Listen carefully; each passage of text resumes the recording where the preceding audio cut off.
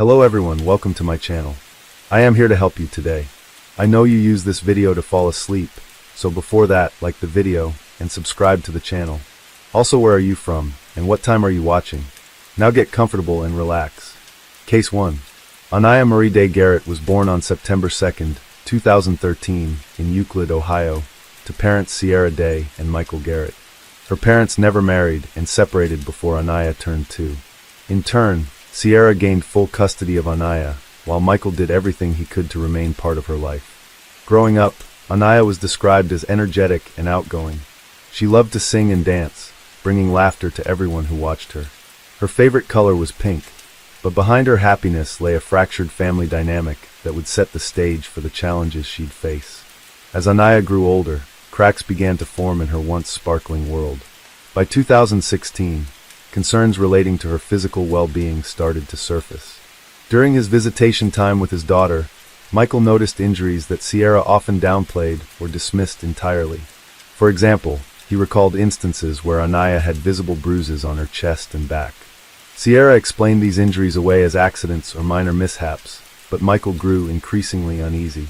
Before long, arguments between the two parents reached an all-time high, ultimately prompting Sierra to file a restraining order against her ex. Court order alleged that Michael was harassing Sierra and overstepping in his limited role as a parent. While Michael fought very hard to gain full custody, he was effectively barred from contacting Sierra directly or visiting Anaya without a neutral third party present, such as a social worker or a designated court monitor. Sierra started isolating herself and refused to allow her children to visit with any of their loved ones. Rather than accept help from Anaya's father or extended family, Sierra chose to enroll her daughter in daycare. Shortly after her arrival at the Harbor Crest Daycare in Euclid, workers began documenting new injuries observed in Anaya's body that seemed to appear daily. Abrasions, burns, and even black eyes were ultimately detailed in a total of 18 observation reports filed by staff, which were in turn filed to their supervisors. In one of the reports, a daycare worker noted that Sierra frequently dismissed the concerns for her child, claiming that Anaya was a liar. In May of 2017, Anaya arrived at daycare with bumps on her head and a scrape on her face. That day, she informed a caretaker, and I quote, "Mommy pushed me down the steps." Sierra assured the caretaker that her daughter had simply fallen at a park. Days later, Anaya showed up at daycare, this time complaining that she had a headache. Upon examination, blisters were found on her scalp and dried blood inside of her ear. Sierra insisted that this was just an allergic reaction to a Johnson & Johnson baby wash that she'd been using. In the same breath, she proceeded to change her story, claiming that these particular injuries may have been caused by Anaya's braid that had been wound too tight. When Anaya was pulled aside, her story was much different than her mother's, insisting that, and I quote, "Mommy hit me. Mommy hurt me." As a result, the owner of the daycare facility notified the police, and Anaya was transported to the hospital for physical evaluation. Despite the multiple reports and medical treatment, Anaya was subsequently released back to her mother.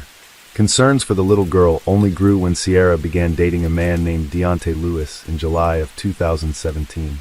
While Deontay had no previous criminal record, 26-year-old who worked as a local security guard was the furthest thing from a protector, was incapable of keeping anyone safe, let alone Anaya. Family members described Deontay as controlling, and when he entered the picture, the family dynamic took a turn for the worse.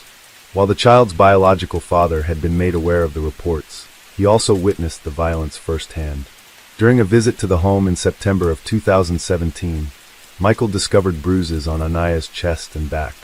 On a separate occasion, Michael took notice of a rotting tooth Anaya had been suffering with that had gone untreated. Michael subsequently photographed these injuries and filed his own report with the Cleveland police. Despite Michael's multiple petitions to the courts, expressing fears for his daughter's safety, law enforcement failed to take appropriate action, allowing the violence to continue unchecked. A few months later in December of 2017, the Cuyahoga County Department of Children and Family Services received an emergency referral regarding allegations of violence and neglect involving Anaya. When a social worker visited Sierra's apartment, she observed more bruises and burns on Anaya's body, but for some reason deemed the child's living conditions as up to par after confirming functional utilities, food supplies, and requirements of basic necessities had been met. While law enforcement assured Anaya's father they were looking into the matter, the investigation did not escalate any further. Surely recognizing that she was under the distorted microscope of law enforcement, Sierra Day made the decision to transfer Anaya from Harbor Crest to a new daycare, one where she herself was employed. This was a preschool in Euclid called Get Ready, Set, Throw. By the time Anaya arrived at her new preschool, things had gotten much worse. Staff noticed that she appeared malnourished, sickly, and emotionally withdrawn. When confronted by her coworkers concerned that her daughter's weight was low, Sierra assured them that she was fine and had always been just a skinny child. Despite Anaya's condition that was worsening by the day, Sierra's mere presence as a teacher at Get Ready, Set, Grow facilitated an environment where she was able to better disguise the violence. Anaya's transition out of Harbor Crest and into her mother's workplace essentially shielded caregivers from properly documenting her daughter's injuries. It became a place where supervision was even more minimal. That fact was ultimately proven in January of 2018. Cleveland PD's investigation into Sierra Day was closed altogether. The case against her was somehow deemed unsubstantiated. Despite hospital visits, photographic evidence, witness accounts, and even statements from Anaya herself, the 4-year-old was allowed to remain in a dangerous environment behind the closed doors at her mother's apartment. What happened over the next few weeks went ignored until it was far too late. The social worker who had visited the home had scheduled a follow-up meeting for March 9, 2018, but Sierra postponed it to March 12. And tragically for Anaya, that day never came. On March 11, 2018, Deontay Lewis called 911 to report that Anaya had fallen from the toilet and was having trouble breathing. After nearly 4 minutes, Sierra took the phone, informing the operator that she had put her hand to Anaya's nose and that there was no air coming out. When the dispatcher ordered Sierra to administer CPR, there was no indication that either of the two adults followed her instructions. The dispatcher also noted how both Deontay and Sierra remained abnormally calm for the duration of the call. When paramedics arrived, they immediately noticed the heavy stench of bleach. In addition, Anaya's mattress had been stripped of its bedding, aside from one small fleece blanket, and smelled strongly of urine. Police also found court papers regarding Michael Garrett's custody battle torn up and thrown in the trash. Authorities also noticed a scarcity of food in the home, aside from 2 half-eaten Chipotle bowls discovered in the microwave. But the worst discovery is when 4-year-old Anaya was found dressed in winter clothing, lying on the floor underneath an air conditioner. It was a cold day in March, and the presence of a running air conditioner struck the first responders as bizarre. It appeared evident that Sierra and Deontay had tried to disguise the smell of human decay by keeping the child's body cool. In addition, Anaya was found nowhere near the toilet Deontay and Sierra initially reported her falling from. Rigor mortis had already set in, indicating that she had been dead for several hours. Her lips were cracked and her face was pale, showing clear signs of prolonged neglect. She was severely emaciated, with her small body resembling that of a skeleton, with her vertebrae and hip bones protruding from her small winter coat. Anaya's face also bore a deep, dark bruise that had caused one eye to swell shut. A laceration above the same eye was also visible. Additional bruises, cuts, and burns were witnessed across her entire body, along with areas of her skin that had begun to droop and fall from her tiny frame due to severe loss of fat and muscle tissue. Anaya's knees and lower leg showed signs of bed sores as well, indicating that she had been confined to one position for extended periods. When questioned by police at home, the couple claimed that Anaya had fallen off the toilet that morning and hit her head, rendering her unconscious. Sierra also noted that Anaya hadn't eaten since the previous Thursday, roughly 4 days before, after becoming ill from a meal at a local Red Lobster. However, what Sierra's brother later told police suggested that Anaya had gone without food for much longer. In February of 2018, Sierra's brother Isaiah Day visited the apartment only to find Anaya lying immobile on a bed. When he asked if she was okay, Sierra casually replied yeah, completely dismissing her daughter's alarming condition. She went on to nonchalantly explain to her brother that Anaya hadn't been eating much, a vast understatement given the fact that Anaya had allegedly already lost all function of her legs. Despite a clear sense of urgency, Isaiah failed to notify the police and only revealed this information when he was questioned following Anaya's death. Investigators also learned that on February 21st, Sierra contacted local authorities, not regarding her daughter, but to report her laptop stolen. When deputies arrived at the home, Deontay answered the door. Police never went inside, but had they, a starving Anaya more than likely would have been found. Following these grim discoveries, Sierra and Deontay were both arrested. During her interrogation, Sierra admitted that Anaya began showing flu-like symptoms on March 8th and had been vomiting all day after the meal at Red Lobster. She went on to say that she and Deontay tried feeding her multiple items, including soup and Tylenol, but her symptoms persisted. Despite not being able to keep down a sip of ginger ale, Sierra confessed that she believed Anaya was faking an illness, even going as far as to say that her daughter, and I quote, scared herself to the point of causing her own death. After giving her daughter a bath, Sierra told detectives that Anaya said she was sleepy. Hours later, Sierra finally decided to call a 24-hour health hotline, but never once sought medical attention for her daughter, who was slowly dying inside her apartment. Throughout her interrogation, Sierra attempted to blame Deontay for her child's death, claiming he was responsible for feeding the child, not her, and contested the medical care Anaya desperately needed. Sierra also alleged that Deontay had beaten Anaya on several occasions and was known to use a belt during these instances. Following their respective police interviews, Sierra and Deontay were charged with murder, aggravated murder, felonious assault, permitting CA, endangering children, and tampering with evidence. Upon recovering CCTV footage from local businesses in the area, surveillance footage showed that night before Anaya's death, Sierra and Deontay were seen dining at a Chipotle restaurant, where they proceeded to enjoy burrito bowls together. Later, the two were seen shopping at a nearby Walmart. Their 4-year-old daughter lay gravely ill at home. They were later witnessed purchasing snacks and other household items, including cleaning supplies, while Anaya lay dying. An autopsy later performed by Cuyahoga County Chief Deputy Medical Examiner, Dr. Joseph Fellow, confirmed the harrowing details surrounding Anaya's death. The examination pointed toward evidence of prolonged neglect and severe injuries spanning weeks. It was determined that Anaya weighed just 26 pounds at the time of her death, placing her in the 3rd percentile for her age. The medical examiner was also able to determine that the bruise on the right side of Anaya's forehead was approximately 1 week old, and that the black eye had been sustained roughly 2 days before her death. Fatisha was also found around her eyes, further evidence of her prolonged suffering before death. The autopsy also revealed a cerebral infarction caused by a subdural hematoma, consistent with blunt force trauma to the head. This hematoma had developed over weeks, leading to extensive brain damage, and a stroke that affected the left side of her brain, which controls the right side of the body. This trauma resulted in paralysis, impaired speech, and a decline in motor function.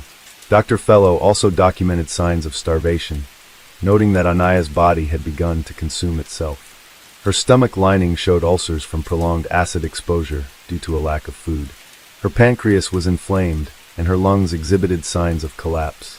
The cumulative findings led Dr. Fellow to rule her cause of death as cerebral infarction due to blunt impacts to the head, with malnutrition as a significant contributing factor. Her manner of death was immediately classified as homicide. Upon analyzing the suspect's cell phones, authorities recovered a tape of Sierra and Deontay that was recorded at 3:28 p.m. on March 10, 2018, the day before Anaya's death. This was just one more disturbing detail, knowing that the 4-year-old was nearing her final moments, lying hopelessly in the other room. Justice for Anaya would finally come at trial when opening arguments began on February 28, 2019. The proceedings exposed the undeniable depth of the cruelty the little girl had endured long before she was left to die inside her mother's apartment. During the trial, the defense attempted to suggest that Anaya's injuries were either accidental or caused by external factors. However, their explanations were contradicted by the overwhelming medical evidence and a total of 37 testimonies from witnesses, including daycare workers, first responders, social workers, family members, and more. The paramedics on scene that fateful day took the stand, recounting Anaya's emaciated state to the jury. Additionally, the surveillance footage of Sierra and Deontay casually eating at local restaurants and shopping for bleach at Walmart were also presented in court. Those present in the courtroom noted that Sierra showed little emotion throughout the entirety of the trial, even when the graphic photos of Anaya's body were shown in the projector screen. This lack of visible remorse was cited by prosecutors as further evidence of both hers and her co-defendant's callousness. One of the most impactful moments at trial was the emotional testimony of Anaya's biological father, Michael Garrett. Michael graciously described his love for his daughter and his relentless but fruitless efforts to protect her. Michael also spoke about the last time he saw his daughter alive. During a supervised visit, he noticed how frail and withdrawn she was, a stark contrast to the bright and energetic little girl that he knew. He testified that Anaya's demeanor had changed drastically in her mother's custody, and even more so when Deontay came into her life. On the stand, Michael expressed his frustration with the state, a system solely responsible for protecting children, as well as the unwarranted restraining order Sierra had filed against him, which legally limited access to Anaya during a critical period where her life was clearly in danger. In the end, both Sierra Day and Deontay Lewis were convicted on all charges. During sentencing, the judge described the actions of both defendants as inhumane and unfathomable, emphasizing that Anaya's death was entirely preventable. As a result of the court proceedings, 24-year-old Sierra Day received a life sentence without the possibility of parole, while 27-year-old Deontay Lewis was sentenced to life with the possibility of parole after 20 years.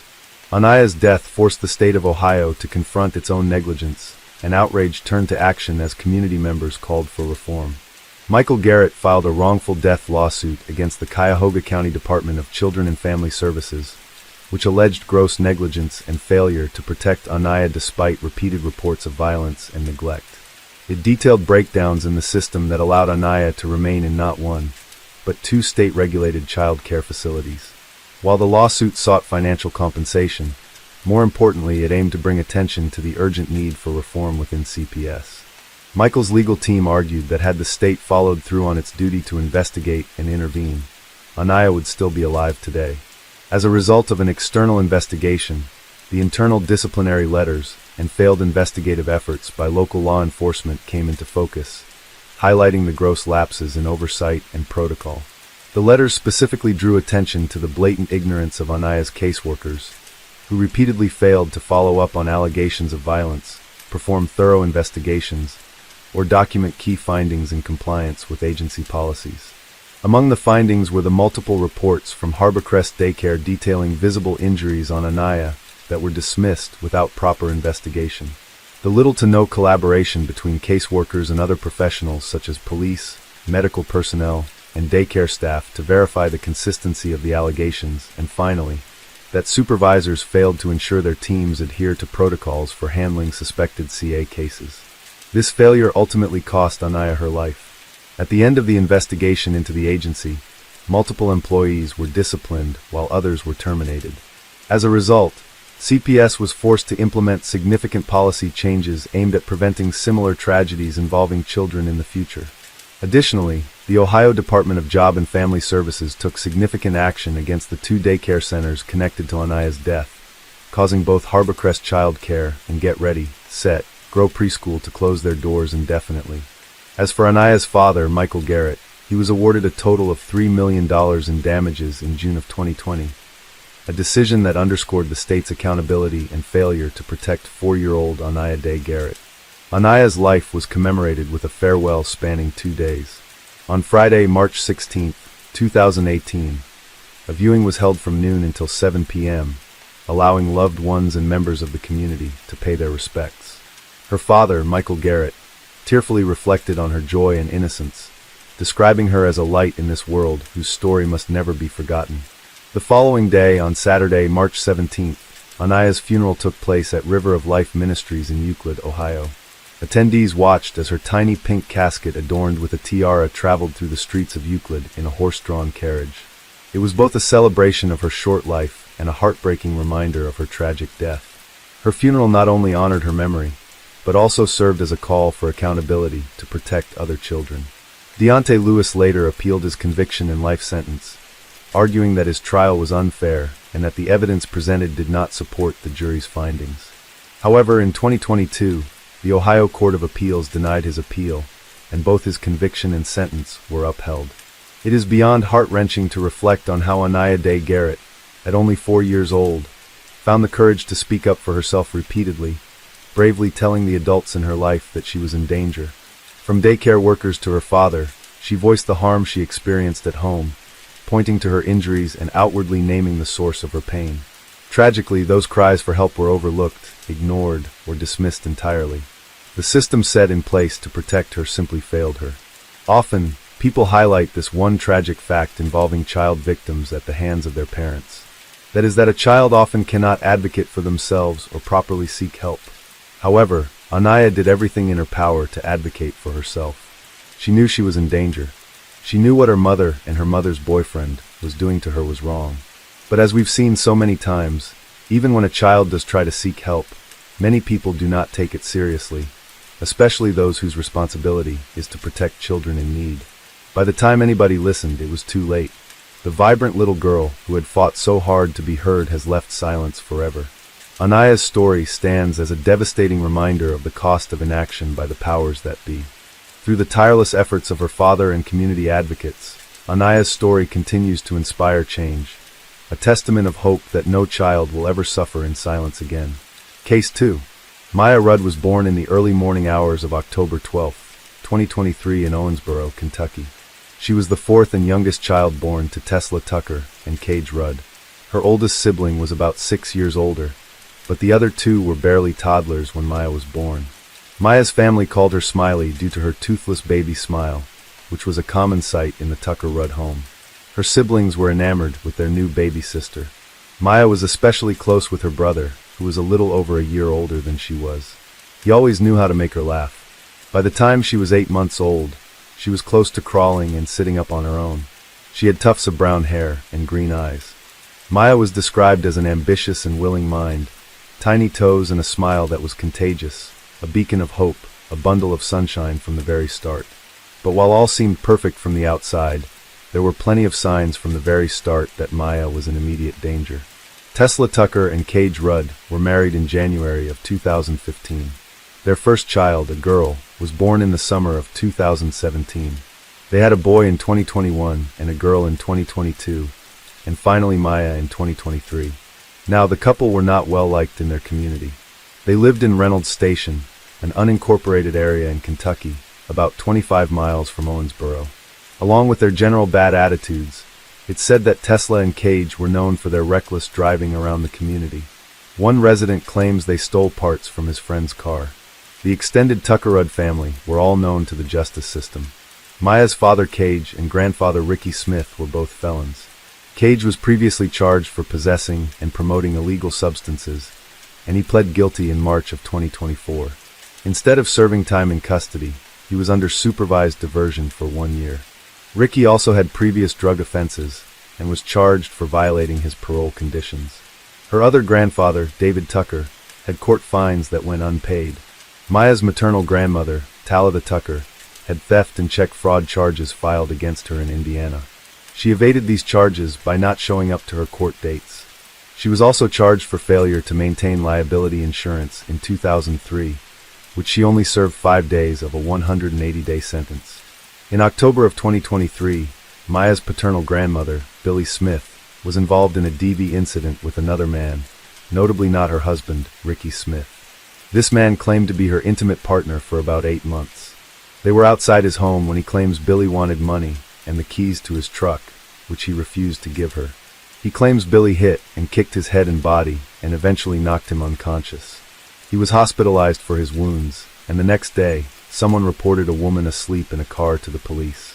When they arrived to check on her, they realized it was Billy. She admitted to getting into the altercation, but claimed it was self-defense on her part. She said the man had attempted to beat her with a wooden baseball bat. Billy wasn't detained on the spot, but she would eventually have an arrest warrant for second-degree assault filed against her. Neither parent nor any of her grandparents made any progress towards a better path. They evaded consequences instead of facing them.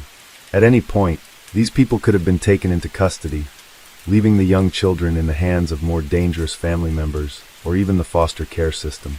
Not everyone in the Tucker Rudd Smith extended family was involved in illegal activities, but it seemed Tesla and Cage didn't see their clean record relatives as proper caretakers. Maya's 3 siblings were each taken from their parents' home at separate times due to their living conditions. They were placed in their maternal grandparents' custody, but Maya remained with Tesla and Cage.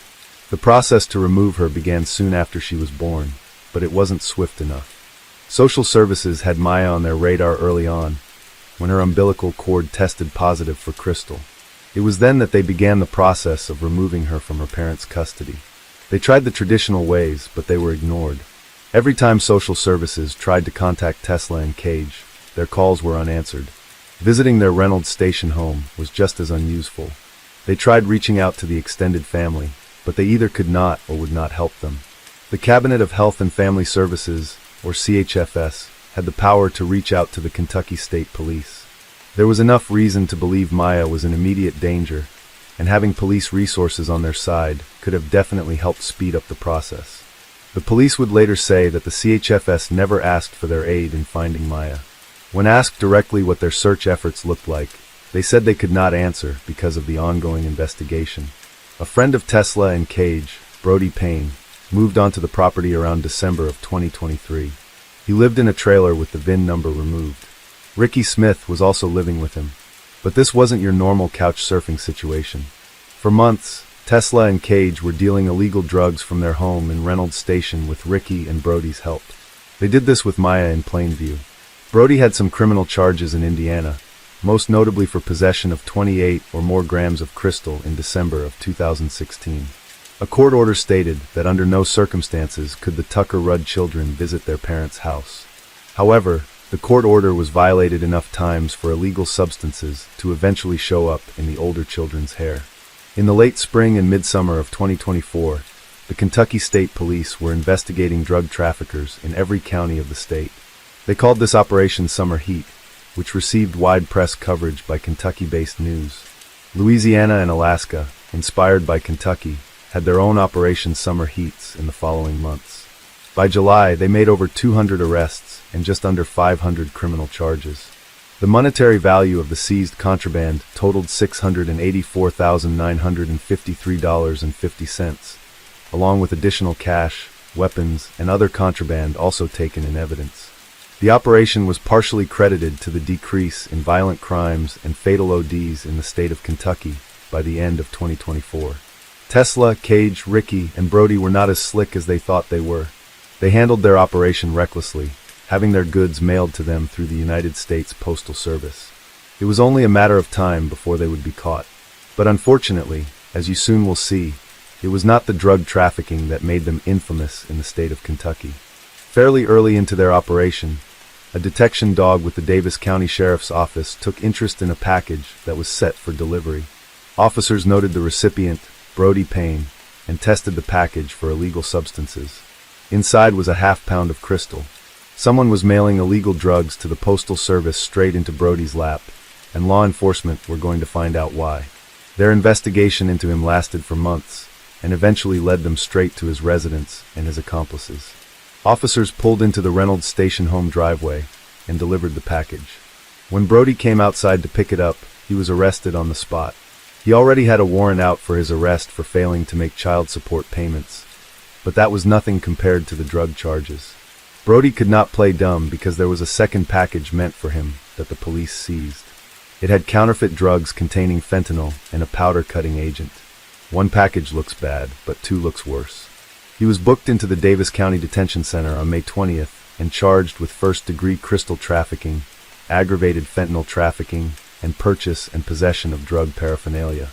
His cash bond was set at $35,000. Maya was last seen by her extended family in April of 2024. In early June, Tesla's sister, Alexis, heard from grandmother Talida that CPS had taken Maya away. Talida believed this, or at least she pretended to. Alexis, however, was not convinced and contacted law enforcement for a wellness check for her 8-month-old niece. But per usual, the parents weren't home and nobody could get in contact with them. Investigators spoke to Talida. She told them her daughter said that Maya was taken away by CPS on May 1st. Detectives followed this lead, but there were no records from CPS backing up the story. Brody was arrested in connection to a drug operation in the Reynolds Station home, and for nothing involving Maya's disappearance. But it didn't take long for police to put together that Brody was maintaining his illegal drug operation in the home of a missing infant. They thought that maybe there was a connection, and they were right. On June 6th, Tesla, Cage, and Ricky were found in a Super 8 motel with what law enforcement described as a multitude of really heavy street drugs. The room was in Cage's name. When investigators opened the door, Tesla was sitting on the bed with suspected fentanyl-laced pills within reach and in plain view. She also had Crystal stowed away in her purse. Ricky was on the couch next to a glass pipe and had Crystal in his pockets. All three of them were arrested, and upon being questioned, they said they didn't know where Maya was. The trio were charged with child abandonment along with drug possession. They were taken into custody at the Davis County Detention Center and held on $20,000 cash bonds. This is the same jail that Brody was in. During the booking process, Cage had weed confiscated from him. He claimed he had forgotten that he had it on him. The next day, the three had additional charges filed against them involving organized crime, CA, and drug trafficking. Ricky was also charged with owning firearms as a felon and named as a persistent felony offender. On June 9th, detectives visited Billy Smith in search of Maya. The baby wasn't with her grandmother, but Billy was brought into custody anyway due to the outstanding arrest warrants against her from October of 2023. If that wasn't bad enough, another man was arrested the moment officers pulled onto the property. This man, Timothy Roach, was arrested for trying to hide a prescription-only substance under a car. He had a long history of drug offenses prior to this arrest on the 9th. Both he and Billy were booked into the Ohio County Detention Center. The next day, Tesla, Cage, and Ricky had their arraignment hearing for the drug charges against them overseen by Judge Misty Miller of the 6th Judicial District. Later, Tesla and Cage were arraigned for Maya's abandonment and other drug charges by Judge Gregory Vincent of the 38th Judicial District. Ricky and Timothy were also arraigned before Judge Vincent the very same day. Since Maya was a vulnerable, helpless baby less than 1 year old, locating her was obviously top priority. They scoured the wooded area surrounding her parents' house and the nearby cemetery. They pulled out all the stops, even bringing out cadaver dogs and publishing a tip line. Neighbors and members of the community joined the search effort. They didn't care much for Tesla and Cage, and most people didn't even know they had a fourth infant child.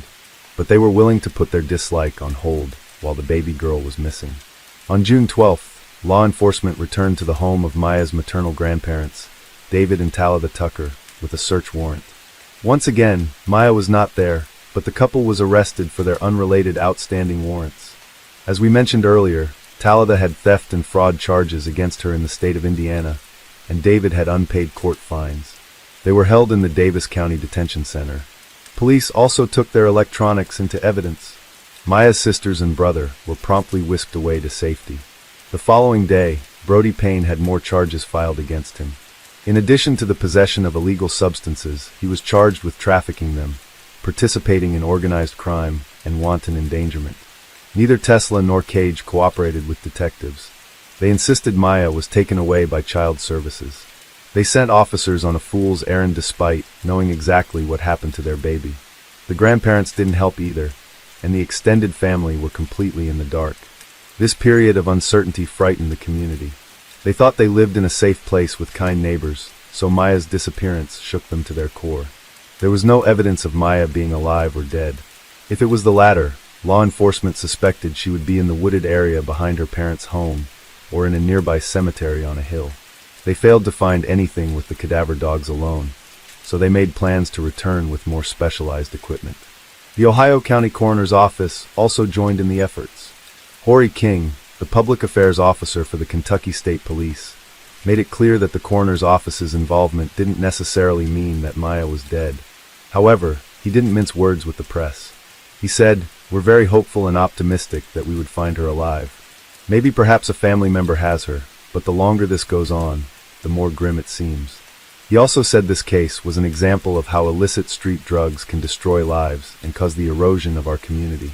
Officer King also criticized the family for their uncooperative behavior throughout the investigation, saying, "It's completely sad that you have a family that goes this deep in the family tree that's not willing to cooperate with the baby's investigation. It's saddening, and I can't say that I've quite seen it like this before." At 1:15 p.m. on June 14th, 1 week after she went missing, Maya was found.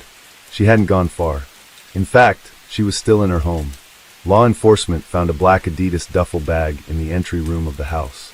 There was some debris over the bag indicating an attempt to hide it. Officers opened the bag, and everyone's worst fears came true. Maya was already decomposing. She was so unrecognizable that no one could even tell if it was her. A transport vehicle brought her to the Louisville Regional Office of the Medical Examiner for further investigation. You didn't need to be an expert detective to see that the Reynolds Station house was not suitable for a child, much less an infant. The residence was filthy and dangerous with illegal substances, paraphernalia, and weapons found by investigators. One officer found a bag tainted with crystal only inches away from Maya's crib. Initial searches left the property largely undisturbed, but there were so many illegal drugs and residue inside the house that the police were worried their officers would OD just from staying inside the house for too long. Investigators had to take several precautions before searching the interior. This included sterilizing the house before performing the search. It took multiple search warrants and visits from the police to get the house safe enough for a thorough investigation. It's not reported how or if this affected the crime scene, but it demonstrates how bad the environment was. If the police were worried for the health and safety of their trained officers, imagine what that house could do to an 8-month-old infant girl. In total, 8 people were arrested during the search for Maya. Her parents, Tesla and Cage, maternal grandparents, Talitha and David, paternal grandparents, Ricky and Billy, along with Brody Payne and Timothy Roach. After the remains were confirmed to belong to Maya, 4 of those 8 arrested were charged for her mistreatment and abandonment: Tesla Tucker, Cage Rudd, Ricky Smith and Brody Payne. Maya's cause of death is still undetermined even after all the time that has passed. Her body was too decomposed for medical professionals to come to an accurate conclusion. Despite this, the coroner's office labeled her death a homicide. The state coroner's office said in their report, based on information provided to me and post-mortem examination findings, the cause of death in this 8-month-old female, Maya Rudd, is undetermined. The advanced state of decomposition precluded an optimum examination. Given the scene, circumstances, and autopsy findings, the manner of death is best classified as homicide. More detailed results wouldn't come until months later. It would eventually be made public that Maya had crystal in her system even after her death. To be precise, 23.3 nanograms per milliliter. Maya's aunt Alexis organized a GoFundMe to help pay for Maya's funeral, which was held on July 25th. There were speeches, live music, prayers, and a sermon. The service is archived on the Glen Funeral Home's website. Tesla, Cage, Ricky, and Brody were all initially charged for drug possession, drug trafficking, and firearm possession. After Maya was found on June 14th, the 4 were also charged for her death. These were not murder charges, at least not yet. The charges ranged from failure to report a child's death, mishandling her corpse, endangerment, and criminal CA. During the June 17th preliminary hearing, Tesla cried in the courtroom as the charges were read and cried even more as the hearing went on. In total, Tesla was found guilty for 10 charges, while the 3 men were found guilty of 13 charges each. Their 3 extra charges were for firearm possession despite being convicted felons. In November, the state of Kentucky filed more charges against Talitha: controlled substance endangerment to a child, criminal abuse, and hindering prosecution. Talitha allowed the children to stay with their dangerous parents in an unsafe environment, as noted earlier. She also gave Tesla and Cage money she had previously stolen for safekeeping to limit her chances of being arrested for theft. This possibly circles back to the theft and fraud she committed in Indiana. While the coroner's office labeled Maya's case a homicide, the trial was not a homicide case. It took some time, roughly 6 months, for the DNA evidence collected at the scene to be thoroughly tested. Finally, in January of 2025, investigators were confident enough in their findings to increase the charges against the 4 convicted adults. The Kentucky State Police presented a new case in an Ohio County courtroom. The result was the addition of murder charges to the 4 convicted parties in addition to charges they already were found guilty for. The police successfully argued the 4 adults knowingly put Maya in a dangerous situation, if not directly harming her. In addition, the 4 were accused of criminal mistreatment of Maya's 3 older siblings. Following the presentation, a superseding indictment was filed against the 4 adults. This means that the charges against them were amended based on the new evidence presented in court. The superseding indictment listed extra charges for each of the 4 convicted adults: 1 count of murder for Maya, and 1 count of criminal abuse of a child 12 and under for Maya and each of her 3 siblings.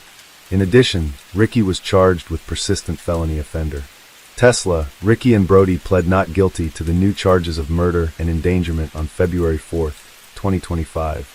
Tesla's attorney filed a motion to examine and test any evidence seized by law enforcement. Cage was meant to appear alongside them, but his arraignment was pushed to March 4th. Tesla and Ricky will appear again in court in April and Brody Payne in May. They are each held on separate $250,000 cash bonds. Now we should also note here, since they haven't fully gone to trial, all parties are considered innocent until proven guilty in a court of law. During and after Maya's case, some alarming actions were taken in Kentucky's Cabinet for Health and Family Services. Today, the Kentucky Auditor's Office houses the Kentucky Commonwealth Office of Ombudsman. Before this, it was under CHFS control. In cases where child protection investigation proves inadequate, it's the Ombudsman's job to investigate the how and the why. According to Allison Ball, the public auditor, the Ombudsman relies heavily on a database called ITWIST to perform these investigations. The Ombudsman had full access to ITWIST previously while it was under CHFS authority, but when it transitioned to the Public Auditor's Office, the Cabinet refused to give them this access. This was in July of 2024, a month after Maya's name was published on every major news outlet in the state. The Auditor's Office and the Office of the Ombudsman filed a lawsuit against the Cabinet for this. It was worth the effort in the end. September 2024, the Ombudsman regained access to the ITWIST database and could resume their usual duties. More recently, a bill advanced that would protect the Ombudsman's access to ITWIST. During this dispute between CHFS and the Auditor's Office, a more helpful and hopeful piece of legislation was in the works. The same day Maya was found, a Kentucky man named Eric Williams created a petition on change.org.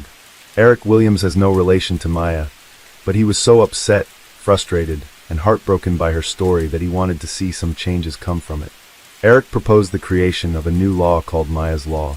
If a parent or parents lose custody of children and haven't regained that custody, they would not be allowed to keep a newborn in their care. The petition received over 2,000 signatures within the first 5 days alone, and is currently at just under 8,600.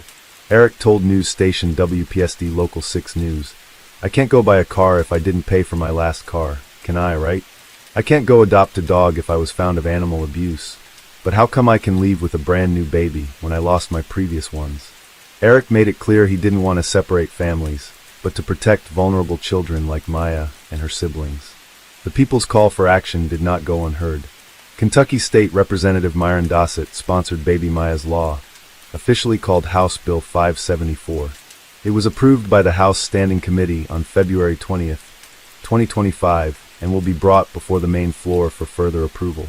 Currently, the wording of the bill states, if anyone knows of a child born to a parent or parents who have a lost custody of other children and haven't regained that custody, or b. have ongoing cases of mistreatment of children against them, they must report those parents to the authorities. 2023, before Maya's passing, discussions for a similar bill began, but ultimately never came to fruition. One of the parties involved was Heather Gray, executive director of the Joy Closet, a non-profit organization that aids Kentucky's foster children. Representative Dossett was also part of the discussions for this earlier bill, so Heather was easily able to reach out to him about Baby Maya's Law. While it is sad it took the death of an 8-month-old little girl for such measures to be taken at all, Heather and the others at the Joy Closet are grateful to see change being made. Representative Dossett said about the bill, "When a child is born to parents who already have their children in someone else's custody due to neglect or abuse, the state should intervene and ensure that the child is safe and cared for. I believe in second chances, but there is no second chance for a child who passes away due to abuse or neglect. We have to put children's safety first and ensure that the parents are proactively changing their lives for the better before any child, especially a newborn, is returned to their custody." The 3 older children are now in the care of their aunt Alexis and her boyfriend John. In an interview with WPSD Local 6 News, Alexis recalled the day she learned that Maya was found. "And they told me they found her. I was like, okay, is she okay? And it was not okay. She wasn't okay. And I lost a little piece of me that day. It was hard. They intend to raise Maya's siblings in their home with their own children." Alexis and John shared the following with reporters. "They deserve way better than they have been given. And I want to give them the best life that they deserve." Alexis and John elected to take on her sister's 3 kids, Maya's siblings, to raise along with their own. The goal, to hopefully make them a permanent fixture. We may not be their actual parents, but we will fill that void. We're going to love them like we're their actual parents. We're going to make sure that, they are taken care of. They get the best education possible. They get to do whatever they want to do. And they can just enjoy their life as kids. They don't deserve this. Case 3. Tabasha was born on January 8, 1981 in Bakersfield, California, to parents Gwendolyn Page Crowles and Willie Johnson. She was 30 years old at the time of our story. Jordan Criado's family, however, had abandoned him long before our story took place. Jordan was born in 1960 and was 21 years older than his wife. Tabasha and her mother shared a close bond. Gwendolyn recalled how her daughter would often call her late at night to talk and crack jokes. Gwendolyn would also sing songs with her grandchildren while on the phone. Jordan and Tabasha had 4 children. They welcomed their first, Elijah, on February 24, 2004, followed by Isaac, born just over a year later on February 27, 2005. The third youngest, Andrew, was born on May 12, 2006, and finally, Aurora was born on January 13, 2009. Aurora was their only daughter, and all 3 boys carried their father's first name as their middle name. All 4 children were reported to have special needs, and Tabasha herself struggled with mental illness, specifically bipolar disorder. Elijah, who was 7 at the time of our story, was known by his teachers as having an innate ability to craft and construct sophisticated toys. He would give toys he created to other students, and he also enjoyed making art projects for his siblings. 6-year-old Isaac was also creative and artistic. He was above his grade level in reading and writing, and had an obsession with Thomas the Tank Engine. 5-year-old Andrew, the youngest boy, was still in Head Start. He was more focused on toys, and enjoyed superhero action figures like Iron Man and Spider-Man. He also enjoyed playing with Hot Wheels cars. 2-year-old Aurora, the youngest and still very much the baby of the family, was an early Head Start. She was said to have loved Barbie dolls. 12-year-old Madison Grease, who had babysat for the Criado family, said of the children, they were all very loving. The boys were hyper, but they listened to me really good. She said of their parents, Tabby was really nice. I got a good vibe off her. Dad was kinda creepy. Tabasha had met Jordan at a community college in Bakersfield, California, after she had gotten out of the Navy. She married him despite knowing he had been sentenced to 20 years in prison in December of 1989 for the essay of his ex-wife's 3 daughters in Sacramento County. Jordan had been arrested and pled guilty in August of 1990 to 8 counts of lewd and acts with a child under 14. Jordan had also gone back to jail at one point for 91 days for failing to register as an offender, which he was required to do by law no matter where he lived. Jordan's reputation was permanently stained, and for very good reason. It was no secret to the public that he committed such heinous acts against young children. Offenders on the registry are usually quite easy to look up. Despite knowing this, Tabasha still chose to be with him. According to those that knew her, Tabasha wasn't threatened by what Jordan had done in his past. Tabasha's brother, Jesse Adams, also felt that Jordan had served his time in prison, and by doing so, in his words, had paid his debt to society for his actions. Jordan moved his new family to the state of Oregon to get away from his ex-wife's family, as well as anyone else who knew why he'd been in prison. They first settled in Central Point, but they were soon evicted from their home after Jordan lost his job at a local factory. They then moved to Medford, where Tabasha enrolled at another community college to continue her education, and Jordan worked out of their home fixing cars. The family settled into a house located at 1027 West 10th Street, but the Criado household wasn't a healthy one. According to their neighbors, Jordan and Tabasha seemed to have frequent arguments, but nothing physical or aggressive. Child Protective Services had also been called to their address in the past, but the reasons why were not publicly known. Some neighbors reported hearing a loud fight on Sunday, July 17, 2011. It was no secret that Tabasha had intended to divorce Jordan. She had expressed her intentions to do so to her family and friends frequently. That evening, Tabasha stayed out all night and Jordan reported her missing early Monday morning. According to Medford Police Chief Tim George, officers located her later that morning at a local Minute Mart. Surveillance videos showed Tabasha standing at the cash register at 7:46 a.m. According to store clerk Lori Groh, she was talking calmly on her cell phone when she came into the store. She bought 3 fruit-flavored cigar wrappers for 89 cents each, and then sat at a table. Tabasha was dressed in a black cap, black sweatshirt, black pants, and white running shoes. She appeared to be texting on her phone. Then she looked outside and smiled broadly before walking out to join the police officers who had been looking for her. They gave her a ride home, and according to the officers, she didn't appear frightened or nervous before they left her home with Jordan. At 9:23 a.m. the same day, just an hour after Tabasha returned home, neighbor Calvin Kennedy called 911 after he could see what appeared to be smoke coming from the Criado home. Calvin had pounded on the door, trying to get a response from the family, but got no answer. When officials arrived, smoke was now pouring out from the residence. Dozens of firefighters, police and ambulance crews had arrived on the scene to help put out the blaze and rescue the family. Firefighters had to forcefully break into the home because the door had been deadbolt shut. The living room couch was placed against the front door, and the back sliding glass doors were locked from the inside with a wooden dowel. Police said that the fire, which was considered to be arson, had been started in several locations around the house. The first victim was evacuated from the home 16 minutes after the 911 call was placed, last a few minutes later at 9:43 a.m. First responders worked in an average attempt to resuscitate the family in their front yard. The lawn resembled a war zone made into an emergency triage unit as rescue personnel searched for pulses, removed their bloody clothing, and performed CPR. First responders discovered stab wounds on Tabasha and all of the 3 little boys. They were able to get a pulse on 2 of the children at the scene. They were later pronounced dead at the hospital. Tabasha and her 4 children were gone. Jordan was the only member of the family that survived. He was taken to the hospital unconscious from smoke inhalation. Police quickly zeroed in on the father to be the sole perpetrator and made plans to arrest him as soon as he was well enough to leave the hospital. One firefighter told investigators that when they located Jordan, he was holding a bloody kitchen knife. The entire family was found in the master bedroom while the firefighters entered the building to pull them out. The master bedroom was where one of the 4 fires had been set. At autopsy, authorities uncovered chilling evidence. Jordan had given the 4 children large doses of melatonin before the violence took place. Aurora, the youngest of the children, had 4 times the recommended dose in her system.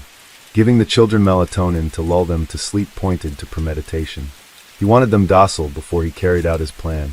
As we mentioned previously, Jordan had stabbed 3 of the 4 children. Aurora was the only member of the family that was spared. Tabasha, Isaac, and Andrew died from sharp force injuries. Elijah and Aurora died from effects of the fire. Tabasha had been stabbed twice in the neck, twice in the face, and 10 times in the abdomen. That many wounds denotes a crime of passion and a complete loss of self-control. There were no defensive wounds found on Tabasha's body to show that she had fought Jordan during the attack. It's likely that the first wound was a fatal one. According to investigators, after Jordan stabbed his wife and children, he carried each of them into the master bedroom. He put 2 of the children on the bed and the other 2 on a mattress on the floor next to their mother.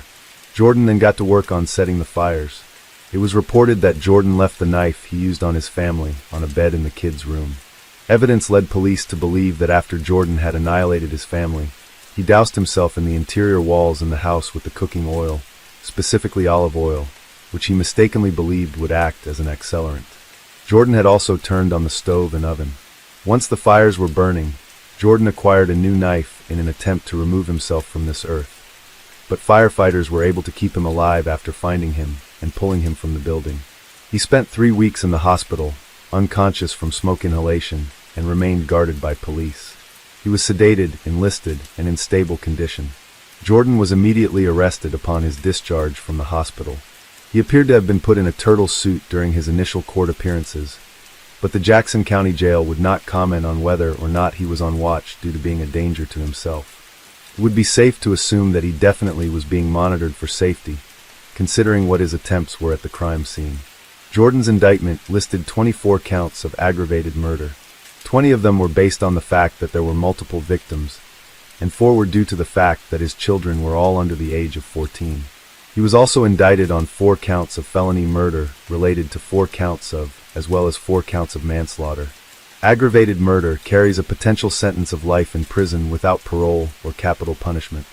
Jordan and his defense attorney, Jeff Goki, put in a motion to postpone the trial until the following summer. They also submitted a motion to suppress evidence in the case, but the nature of the evidence they sought to suppress was unclear. Jordan had told authorities that when his wife came home that morning, she told him she had woken up in another man's bed and believed that she had been drugged. He claimed he went into the backyard to fix a car and later felt that something was not right. When he went into the house, he saw the fire and claimed he saw his wife standing over the children with a knife. Jordan told police he attacked Tabasha for what she had done to the children. He said she was a broken woman. I had no right to take her life, but I did not kill my babies. When they needed me the most, I wasn't there. I knew she was not well, but I never thought she would hurt the babies. Now, this defense is surprisingly not as uncommon as you think. Now, if you remember our coverage of the Ronnie O'Neill case, this defense from a family annihilator to say that their romantic partner was the one that killed the kids, and they finished the romantic partner off, is surprisingly not uncommon. Like Jordan, Ronnie had the same defense at trial. District Attorney Beth Heckert, however, described Jordan's behavior as selfish, controlling, and jealous, and said that he had killed his entire family and tried to remove himself from this earth rather than let his wife leave him behind for another man. Judge Mejia believed that Jordan was delusional, and that the evidence extensively showed that Jordan had killed his entire family in a fit of jealous rage after learning his wife had spent the night with another man. He had set fire to the house. He said Jordan could not or would not accept the shame of murdering his own children, so he blamed Tabasha to paint her as the unstable one and absolve himself of his guilt. Fortunately, Jordan survived and would be forced to continue living with the knowledge of what he had done for the rest of his life. Jordan eventually entered what's known as an Alford plea to 4 counts of aggravated murder and 1 of arson. That means that while he does not admit guilt, he acknowledged that there was enough evidence to convict him. The Alford plea saved the Oregon court system the hassle and the hefty cost of a lengthy trial. In return, prosecutors did not pursue capital punishment and recommended life in prison without the possibility of parole. Willie Johnson, Tabasha's biological father, who now goes by the name Marzek Zayad, was hit particularly hard by the events of the tragedy. Marzek never got to meet his youngest daughter in person. He claimed that he had an affair with her mother, but he didn't even know he had a daughter for a long time. He said that he wasn't listed on her birth certificate, but the family resemblance was clear. Tabasha's mother eventually acknowledged his paternity. Early attempts to meet his newly discovered daughter in person had failed many times. 6 months before the tragedy, Marzek had reconnected with Tabasha on Facebook. They had begun talking on the phone regularly and were working towards establishing a connection. The night before the murders, the conversation between them was about the overdue family reunion. According to Marzek, Tabasha was my baby.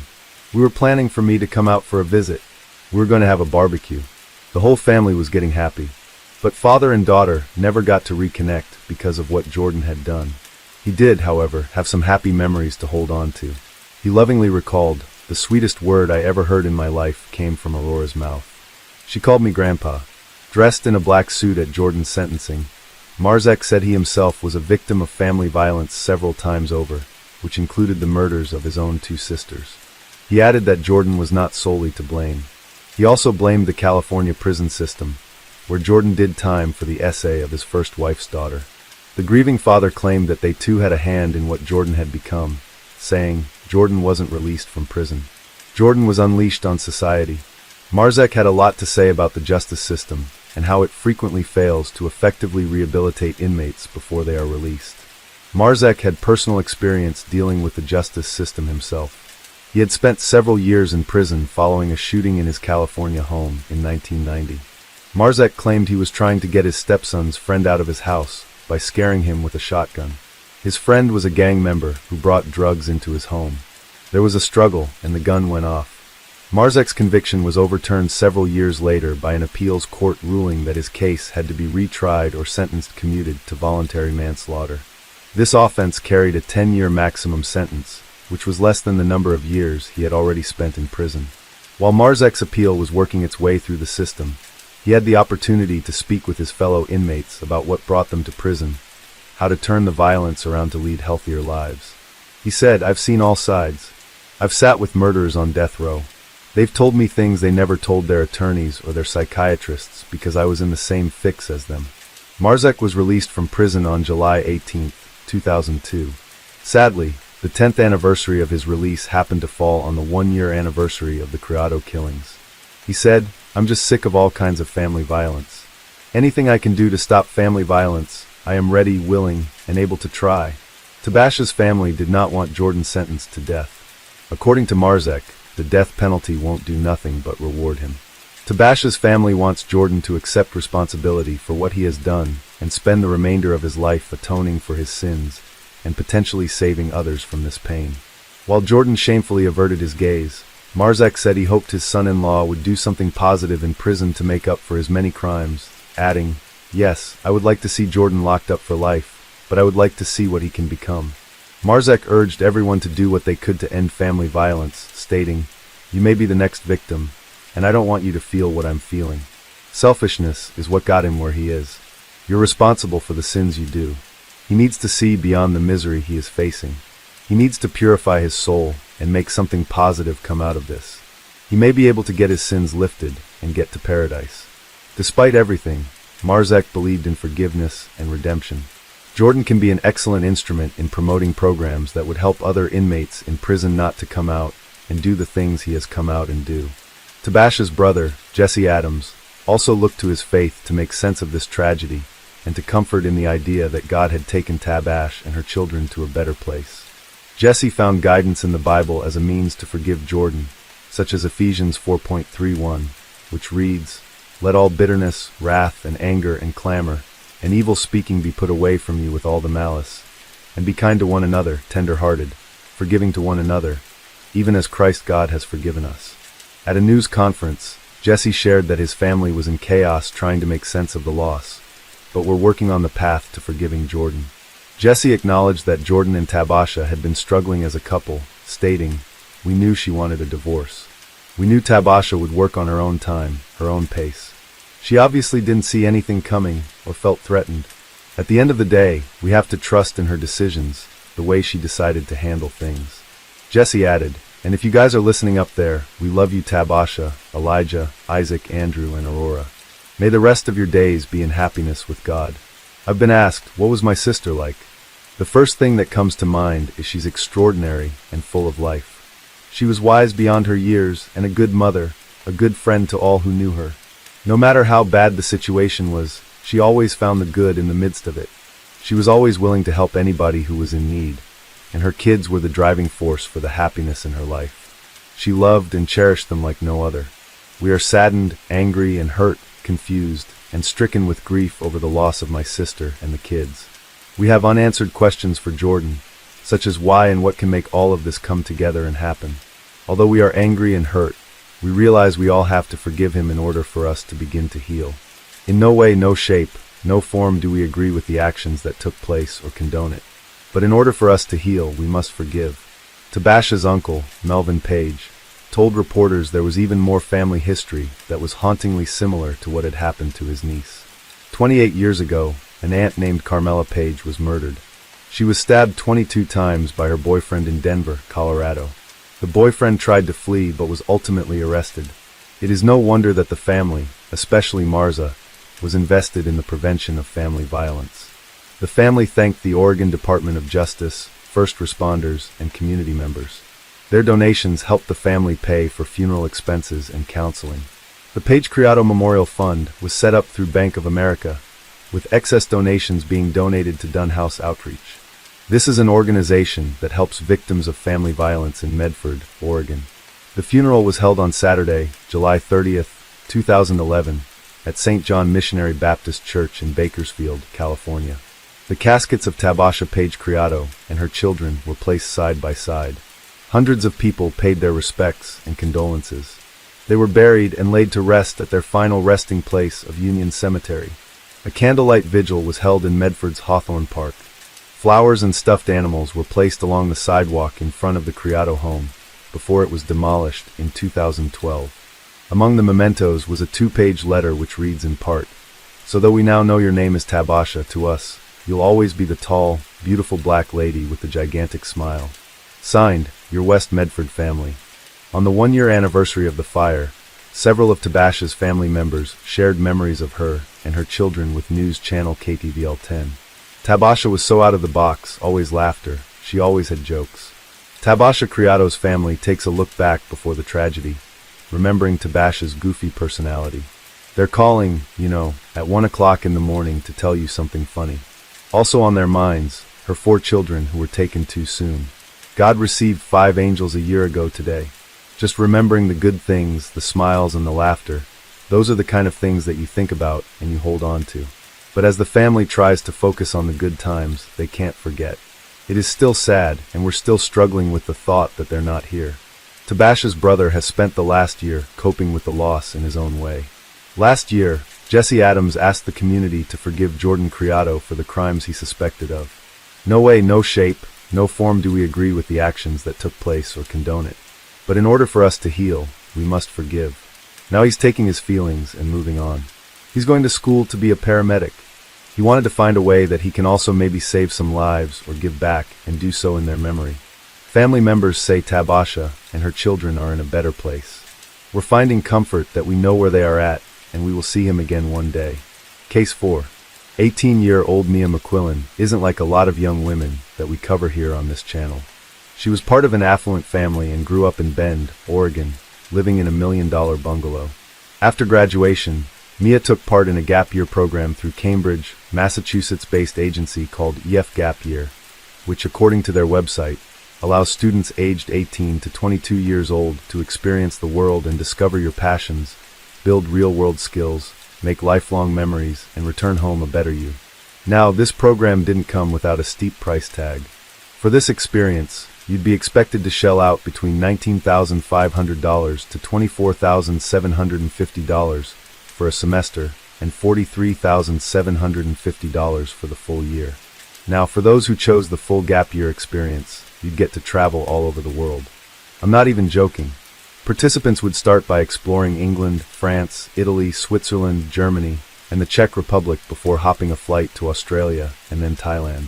And this was just one semester. After winter break, travelers get to enjoy 12 more weeks of adventure. Now, from what we can piece together based on that schedule and available news sources, it appears that Mia was starting her adventure during semester 2. However, she would never make it past France. Mia and her traveling companions were staying at the Ibis Styles Hotel in Paris, located off of Rue de la Croix Saint-Simon in the city's 20th district. At around 6 a.m. on Monday, February 24th, 2025, tragedy struck. Unbeknownst to her fellow travelers, Mia had been hiding a secret. She was pregnant. Although the details remain unclear at this time, several news outlets have reported that Mia gave birth to a baby in her hotel room. Rather than ask for help or contact emergency services, she did the unthinkable. Mia wrapped the newborn in a towel with the umbilical cord still attached and flung him from a second-story window where he landed in a trash can.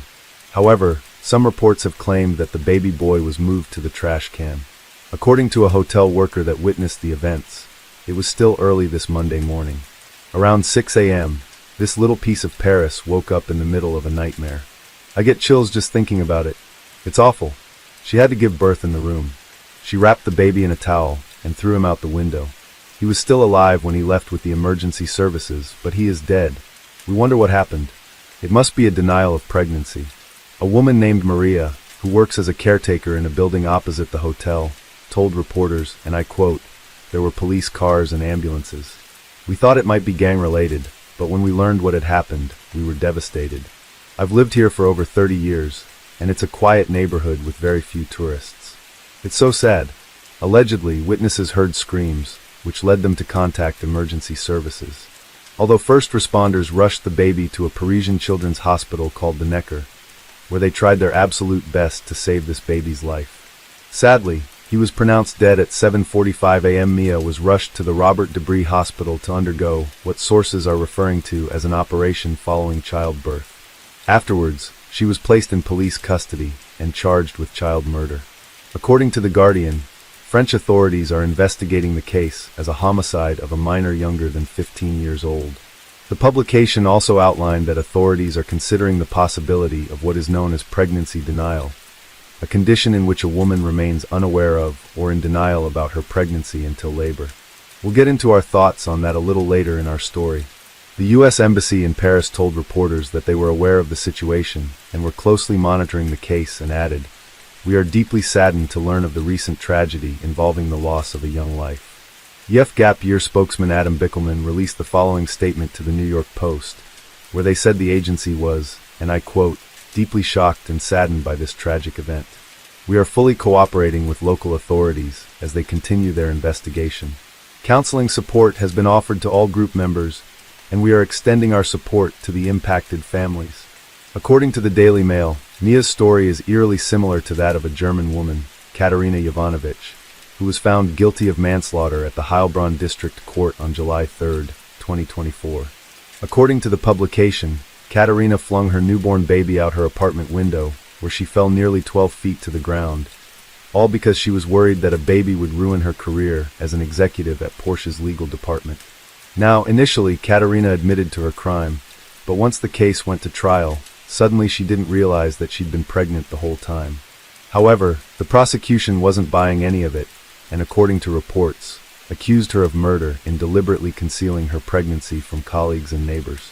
According to public prosecutor Marika Haffendorfer, and I quote, "The accused was not prepared to put her life plans, especially her professional advancement, on hold for a child.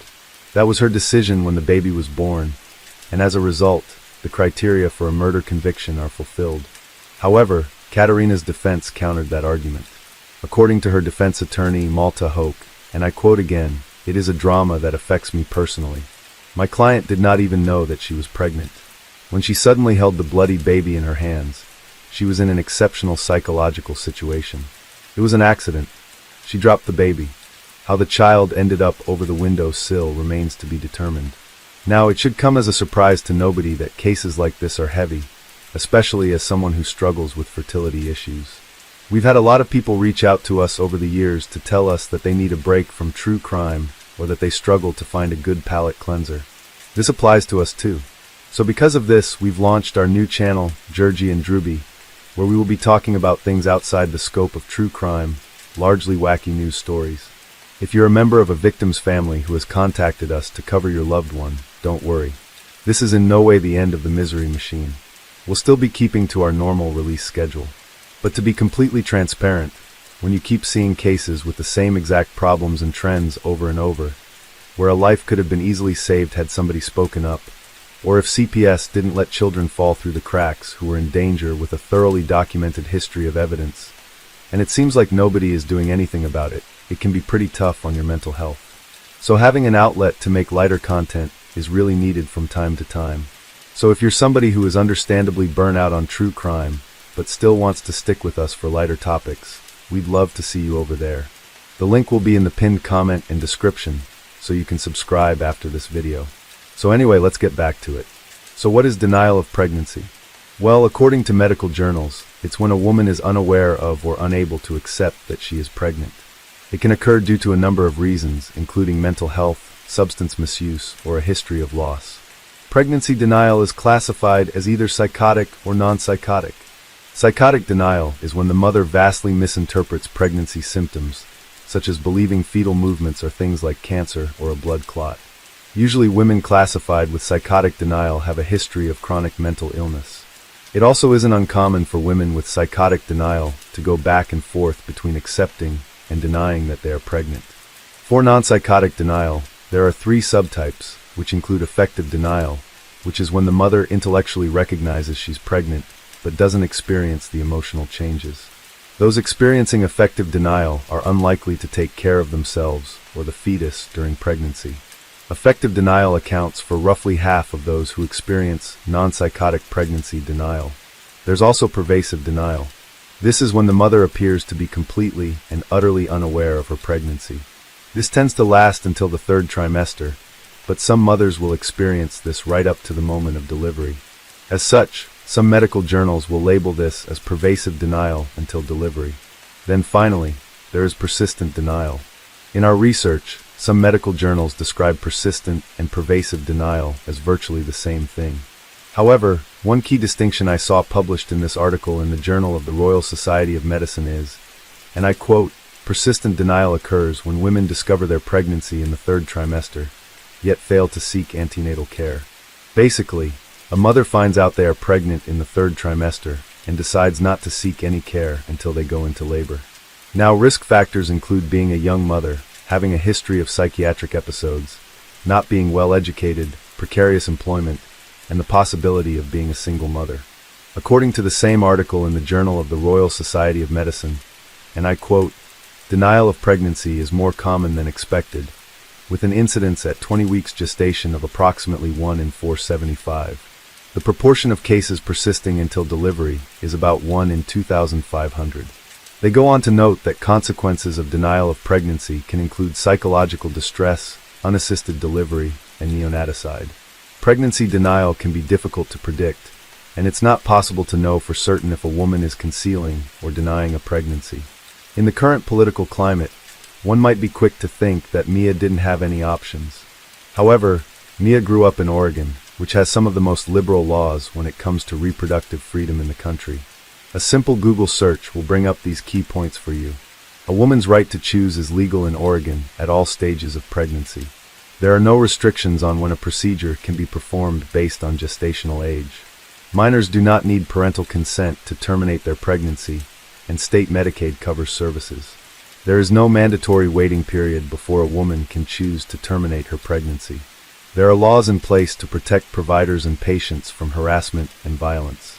Oregon's Equal Rights Amendment protects a woman's right to terminate her pregnancy. In addition, Oregon has a number of policies that make birth control accessible, including laws that allow pharmacists to prescribe birth control. Pharmacists can prescribe short-acting hormonal contraception, like the pill and the patch, without a doctor's visit. Women over 18 can start or continue birth control care with a pharmacist, and patients under 18 can continue a prescription from a clinician. Now, that can be pretty ambiguous. When I was in high school, and this was in the late 90s, students could go to the school nurse, and that counted as a clinician. Furthermore, Plan B is available without a prescription to students 17 and older, and is free to students who qualify for Oregon contraceptive care or following an assault. It's also important to note that many different brands of emergency contraception can be purchased online through Amazon. Oregon also has a law that allows anyone who qualifies to receive free sexual and reproductive health care, regardless of citizenship status. Oregon also has safe haven laws that allow parents to give up their newborns at authorized facilities without legal consequences. The law applies to infants who are 30 days old or younger and show no signs of mistreatment. These facilities include hospitals, doctors' offices, birthing clinics, police stations, sheriff's offices, and fire departments. While France does not have explicit safe haven laws, mothers can give birth anonymously and for free in a hospital if they plan to put the baby up for adoption. So the assumption that Mia was forced to do what she did simply because she had no other option is wrong. As explained, Mia not only had options, but she had many options before it got to this point. And unlike many of the previous cases that we've covered on this channel, she cannot use poverty or poor education as an excuse. Was she scared? One could reasonably assume so. But this is why parents need to be having frank and open discussions with their teenagers. That type of dialogue is what can prevent these tragedies from happening. Many of you will remember when we covered Alexi Treviso's case last year. If not, we'll be sure to link her story for you in the pinned post in the description. To recap, Alexi was a New Mexico high school senior and member of her school's cheerleading squad. Like Mia, Alexi was harboring a secret. Instead of coming clean, she went about her business as usual, cheering at basketball games, attending her senior prom with the baby's father, and getting ready to attend college at the New Mexico State University in Las Cruces in the fall. When she eventually went into labor, she still couldn't face reality. Instead of coming clean to her mother and hospital staff, both of whom were concerned for her well-being, Alexi gave birth in a bathroom stall in the hospital and proceeded to throw the baby in the wastebasket, where he was discovered by a cleaning lady shortly after. She described the scene as a gory massacre. After the gruesome discovery, the hospital phoned the police, who first spoke with charge nurse H.D. Holliday. That bag opened to see the baby in the bottom, if you would look in the trash. And I looked in there, was when she told me she was something I said, what are you talking about? Because there was a clean liner in the trash bag. So basically he was in the bottom trash on top of him. And then another clean liner put on one person, asked me about the baby, if it was alive, if it was dead, if it was a boy. As a girl, no one asked me anything. No, she didn't even have a patient. No, she didn't ask. The only thing she started doing was crying, and started talking about she didn't know what to do. There was no concern for the baby. No one asked me any questions about the baby, not even the family members. When I went out there and talked to them, did they say, normally people, I would think, would say, was it a boy, a girl? No one asked me one question about the baby at all.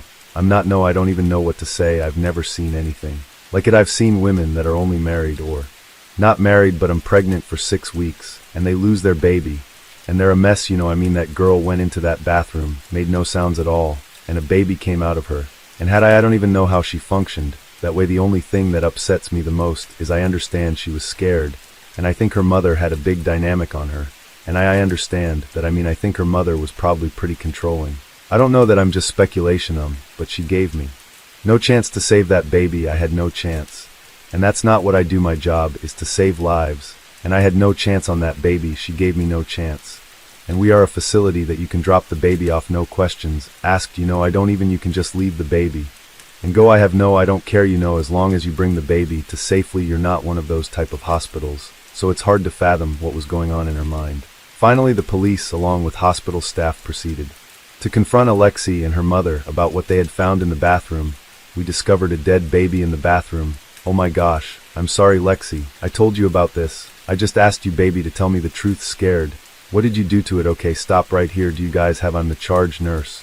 Or if you guys have any questions for me, like how big is the baby? It's full term. What, 9 months, Lexi? Have you watched the news of the girls that what they do to their babies and what they go to jail? Any other questions? Okay.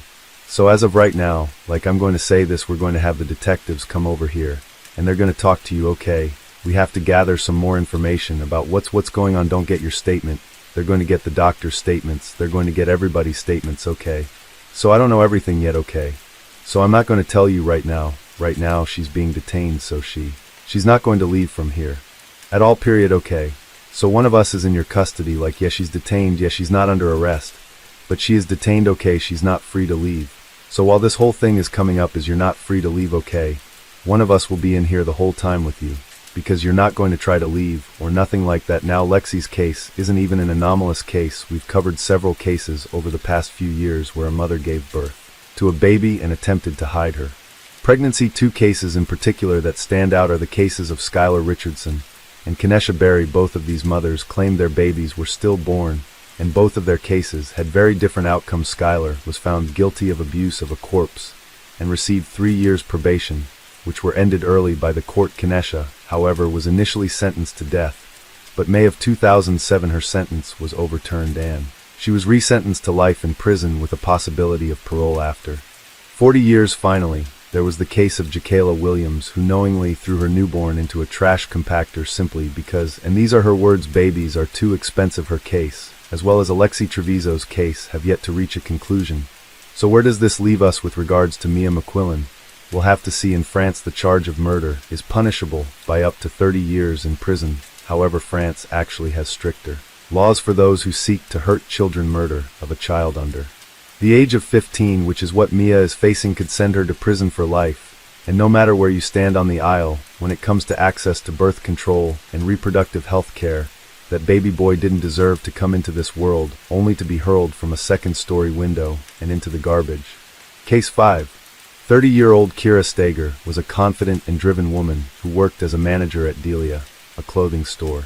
Kira was just very self-motivated. She loved her job. She really took a lot of pride in it. A lot of the people enjoyed coming to work and working with her. She would always somehow find a way to say the perfect thing to help make you feel better. She had a rare talent for recognizing strengths in others, qualities they often overlooked in themselves. Full of ambition and optimism, Kira envisioned a future that seemed bright and full of possibility. But sadly, on Thursday, February 21st, 2013, things took a disturbing turn for the worst. After finishing her shift that day, she told her friend Jasmine about her evening plans. She was looking forward to a romantic date night with her husband, a night they had planned to spend at the mall. Kira had met Jeff, where Kira was working as a bartender at the time. She moved to Minnesota with Jeff. They would spend time watching movies together, going to the mall, maybe having a couple of drinks, talking. She seemed to be happy with where she was at the time, so I was happy for her. To those who knew them, Kira and Jeff appeared to be a happy, strong couple. Like any marriage, they likely had their disagreements, but whatever challenges they faced stayed behind closed doors. At least, that's what their friends, family, and coworkers believed. So when Kira didn't show up for work on Saturday, 2 days after her planned date night, her colleagues became alarmed. This was entirely unlike her. Known for her punctuality and discipline, Kira was never one to be late and always adhered strictly to her schedule.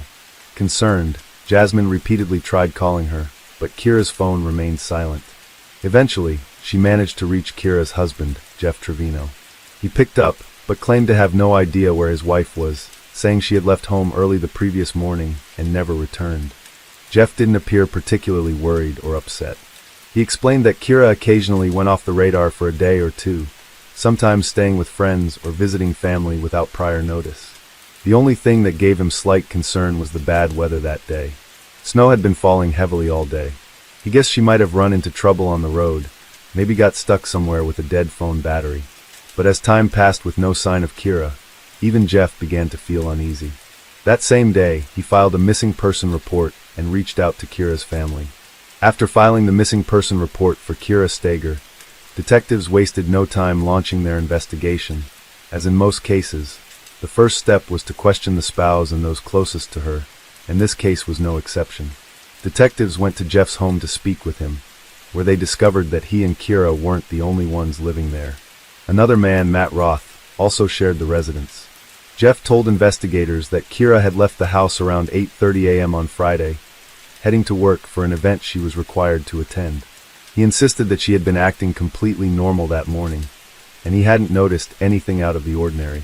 Jeff didn't find anything unusual about Kira occasionally disappearing, even though he had no idea where she was or who she was spending time with. He mentioned that their relationship had been facing some challenges over the past couple of months, but he didn't think it was anything major or worrisome. He saw it as just the usual disagreements that happen in any marriage. Investigators put out an APB for Kira and her missing vehicle. Meanwhile, they decided to visit the Mall of America, the location where she and Jeff had planned their date night, to check if his story held up and to look for any potential leads. The Mall of America is the largest shopping center in the state, so it was naturally equipped with a large number of surveillance cameras. To uncover any useful information, detectives had to comb through hours of footage. Although this was a time-consuming and tedious process, there was no alternative. Working alongside a video expert and forensic specialist, the detectives began reviewing the footage from 6 p.m., the time when Kira had finished her shift. On the video, they spotted a couple entering the frame from the left side near the escalator, with the man holding a yellow bag. It was Kira and Jeff. They were heading toward the mall's exit. The footage showed them leaving the mall and walking toward the parking lot exactly as Jeff had described, and the timing matched perfectly. Unexpectedly, new details caught the detectives' attention. They rewound the footage and carefully re-examined the moment when Kira and Jeff left the mall. This time, they spotted 3 men entering the frame. One of them appeared to recognize Kira, glancing her way and whispering something to his friends. Meanwhile, Kira and Jeff walked on, seemingly unaware that anyone was paying attention to them. The detectives then switched to the parking lot cameras. The couple was seen heading down to the underground parking, and after a short time, a white car was spotted driving away. The authorities kept a close watch on their movements, but nothing unusual or suspicious stood out. Jeff had said that Kira was driving their white Chevy Cobalt when they left the mall. However, the footage didn't reveal who was behind the wheel or show the car's license plate. Based on the time on the video and the camera's position, forensic experts concluded that the car leaving the parking lot was indeed Kira's. Jeff said their evening ended with a cozy family movie night at home, and everything went smoothly without any hint of trouble. Their neighbor Matt Roth was also at home that night. Since Matt lived in the basement of the same building, the detectives wanted to talk to him to see if he had seen or heard anything unusual between Thursday and Friday. Additionally, they were curious to hear what Matt might have to say about the dynamics of Kira and Jeff's relationship. Matt mentioned that he saw Jeff and Kira that evening, but didn't want to disturb them. He went to his basement apartment, lay down on his bed, and slept peacefully through the night. The next morning, he got up as usual, left the house, and didn't notice anything unusual. Matt's account aligned perfectly with Jeff's, so there was no reason to doubt the accuracy of his account. As time passed, the worry for Kira's safety only intensified. With no updates from her and growing frustrated with the lack of progress, her family decided to travel to the Twin Cities. They were determined to do whatever they could to help with the investigation. As Kira's family handed out missing person flyers, investigators remained focused on their work. One of their main priorities was questioning neighbors in the area, a strategy that quickly paid off. A neighbor pointed them to a house across the street, which had a surveillance camera mounted on its facade. The camera could pan left and right, providing a clear view of the street where Kira and Jeff lived. She suggested they speak with the homeowner.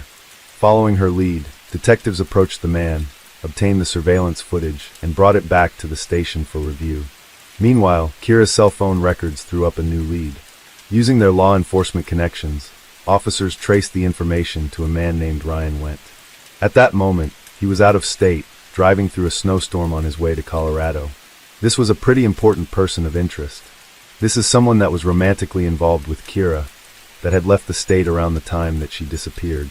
It could have been nothing more than a coincidence, but there was also a chance that his sudden departure could seal something far much bigger.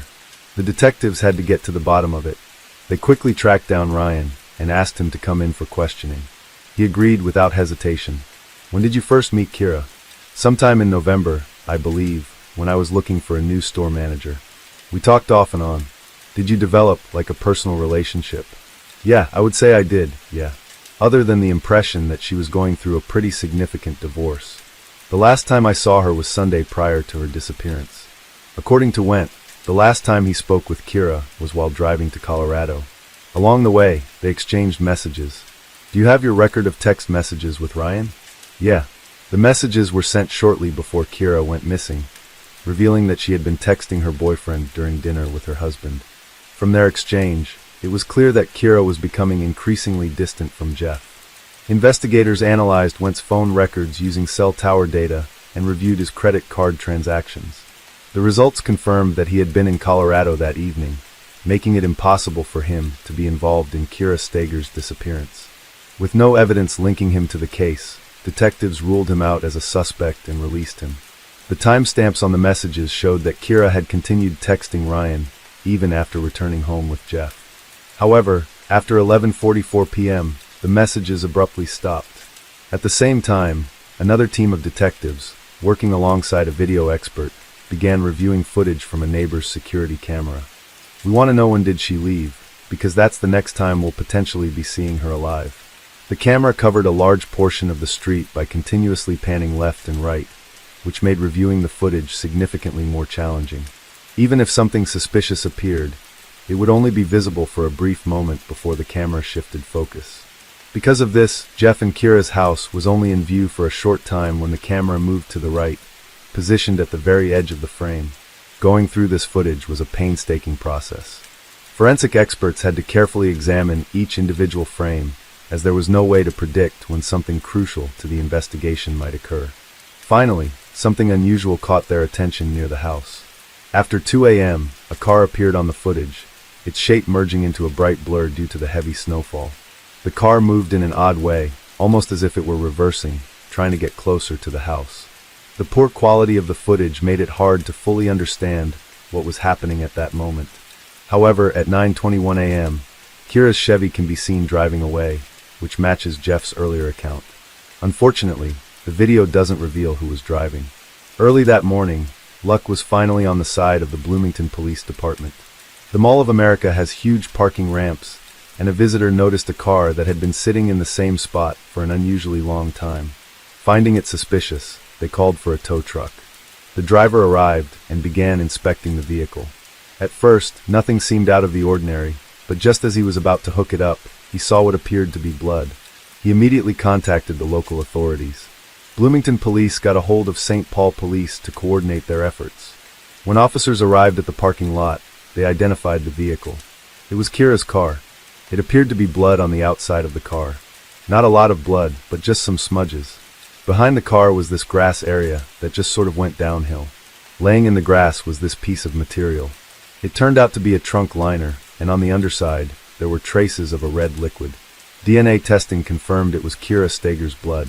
With this grim discovery, her case was no longer a missing person investigation. Bloomington police were now dealing with a homicide under mysterious circumstances. For Kira's family and loved ones, this news was devastating.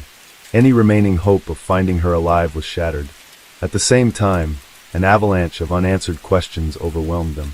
How did she die? Did she suffer? Who could have held such hatred towards her and take her life? What reason could there possibly be for harming an innocent young woman? The unbearable sense of helplessness tore them apart, and with Kira's body still missing, their grief felt even heavier. The lack of closure making their pain all the more excruciating. Without having the body, it was pretty devastating. We wanted to have a funeral, and be able to have her back in some form or another, and be able to say goodbye. Meanwhile, investigators continued their meticulous and methodical work. After locating Kira's car in the parking lot, their next priority was determining how and when it got there, and most importantly, who had driven it. With no surveillance cameras inside the parking structure, detectives had to rely on footage from the mall's exterior cameras to find clues. At around 9:45 a.m., a car matching Kira's white Chevy was spotted on video, turning toward the mall's parking lot. Detectives then reviewed the footage from a camera near the parking entrance. Not long after the car entered, a man appeared on screen, walking away from the lot toward the mall. At first glance, it was difficult to make out what was happening. However, upon closer examination, detectives saw the man was heading straight to the taxi cab stand. He briefly spoke with one driver before getting into another taxi and leaving. Detectives immediately set out to identify which company operated the taxis stationed outside the mall. This cab company were equipped with GPS tracking devices, and they tracked it, not Jeff and Kira's block, but the next block over.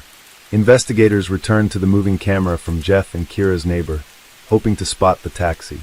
The video review began at 10:40 a.m. Finally, a taxi appeared on the footage, driving past Kira and Jeff's house. It entered the frame from their direction and continued down the street without stopping, at least not anywhere visible on camera. Moments later, an unidentified person came into view. It appeared they had exited the same taxi a few streets away from Kira's home. One striking detail stood out. Their hoodie featured a distinct pattern on it, possibly a logo or emblem, though the footage was too grainy to make out the exact design. Detectives followed the individual's movements as he made his way directly toward Jeff and Kira's house. Then, in a brief but significant moment, the person was caught on camera again, this time standing right at the front door. Now, investigators had two critical questions. Who was this person, and why did he put Kira's vehicle with blood at the Mall of America? Naturally, Jeff became a prime suspect, but proving that he had done something illegal was difficult. The investigators had no choice but to take the next logical step, securing a warrant to search the house for any potential evidence that might still be there. It's unclear why this wasn't done at the beginning of the investigation. From the outside, and even inside, the house seemed completely normal with 3 small bedrooms. Forensic experts carefully examined every inch of the place. Soon enough, their hard work paid off. Right beside the edge of the bed, they discovered a stain, some kind of dried liquid. It strongly resembled blood. Similar stains were also found on the mattress. Forensic specialists sprayed luminol to uncover any hidden or faint traces, and you won't believe what they found. The entire carpet lit up with spots, revealing stains in the bedroom, hallway, kitchen, and even on the stairs. It was also evident that the perpetrator had attempted to clean the carpet, likely using a vacuum cleaner in an effort to erase the evidence. All of these stains were identified as Kira's blood. Along with searching the house, the police also inspected Jeff's SUV. No blood or signs of a struggle were found. However, they did find something interesting. A receipt showing a payment made with a card for gasoline at a local gas station. The transaction occurred exactly an hour and 40 minutes before Kira's car was left at the Mall of America parking lot. Why did Jeff go to the gas station at 8 a.m.? And more importantly, why hadn't he mentioned this to the investigators? The police decided to visit the gas station to do what? That's right, to review the surveillance footage. On their way to the station, the investigators had already developed a theory about what happened that fateful night, though it still needed to be verified. The footage showed Jeff filling up his car, withdrawing cash from an ATM, and then heading back outside. The video quality was excellent, his face was easy to identify, and it was clear what he was wearing. He had on the same sweatshirt with a large pattern on the chest as the person seen on the neighbor's security camera. With this new evidence, Jeff Trevino became the prime suspect in Kira Stegger's murder, and he was soon brought in for questioning. Kira's body had not been found, and no one knew where she was. While investigators strongly suspected she was dead, they needed more concrete proof. I'm going to use my right to remain silent until I can speak to my attorney. In the end, Jeff chose to remain silent during the interrogation, a choice that was both frustrating and disheartening. We don't have as much evidence as we want, but we have enough to charge him and hope that we would be able to find additional evidence. To prove murder, you have to prove that somebody is dead. We didn't have Kira or her body, and it was a huge problem. Using dental records, the body was identified as Kira Steger. Kira had been put in the river without any clothes. There was an injury on Kira's forehead, and then on her right hand, her pointer finger had been snapped, and it was a fresh break. There was no healing, so that happened before she died. It was clear it was a fresh break, with no signs of healing, indicating that it happened before her death. With this new information, the detectives began to piece together a theory of the tragic events that occurred that evening.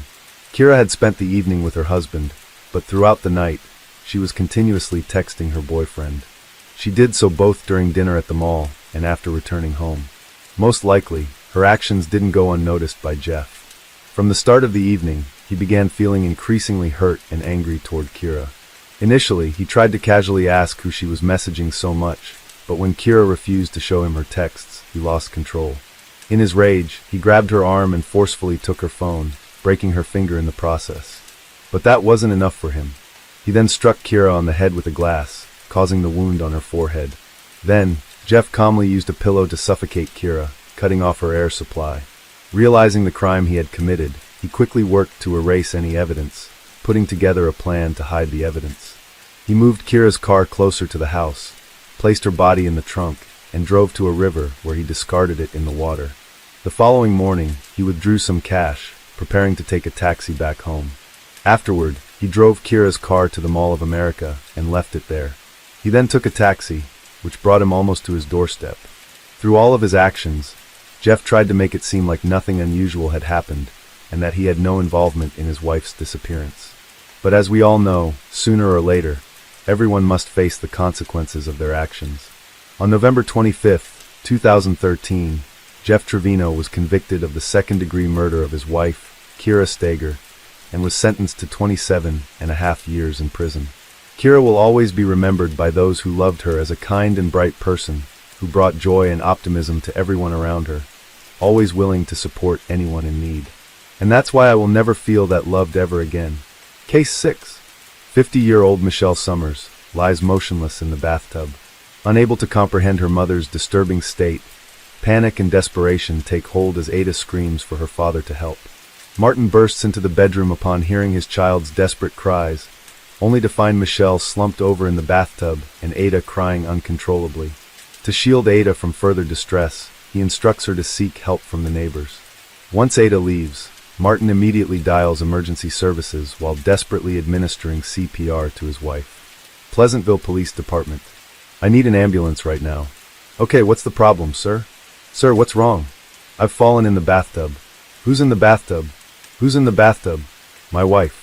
Okay, is she conscious? She's not. I'm a physician. Okay, sir. Sir, I need you to calm down. Sir, I can't understand you, okay? Can you calm down just a little bit? Okay, your wife is unconscious? She is unconscious.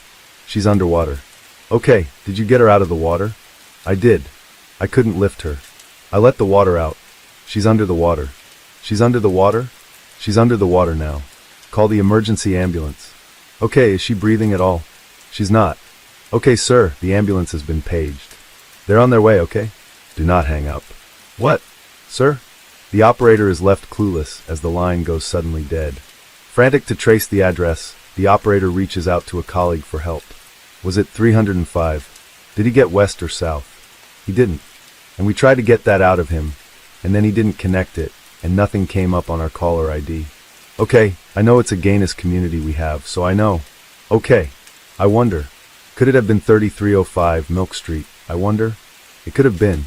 It sounds like he said 305, because he said 305. I cut the 305 at once. Yeah, it's 3005 Milk Street, okay. 3005 Milk Street? Yeah, do you have a callback number by chance? No, we didn't. Okay, let's call for a screen. No name or nothing. No. Okay. Okay, alright, thanks. Uh-huh. When the operator calls Martin back, she realizes that the situation has spiraled into something far more dire. Oh, why would an adult female be? Hello.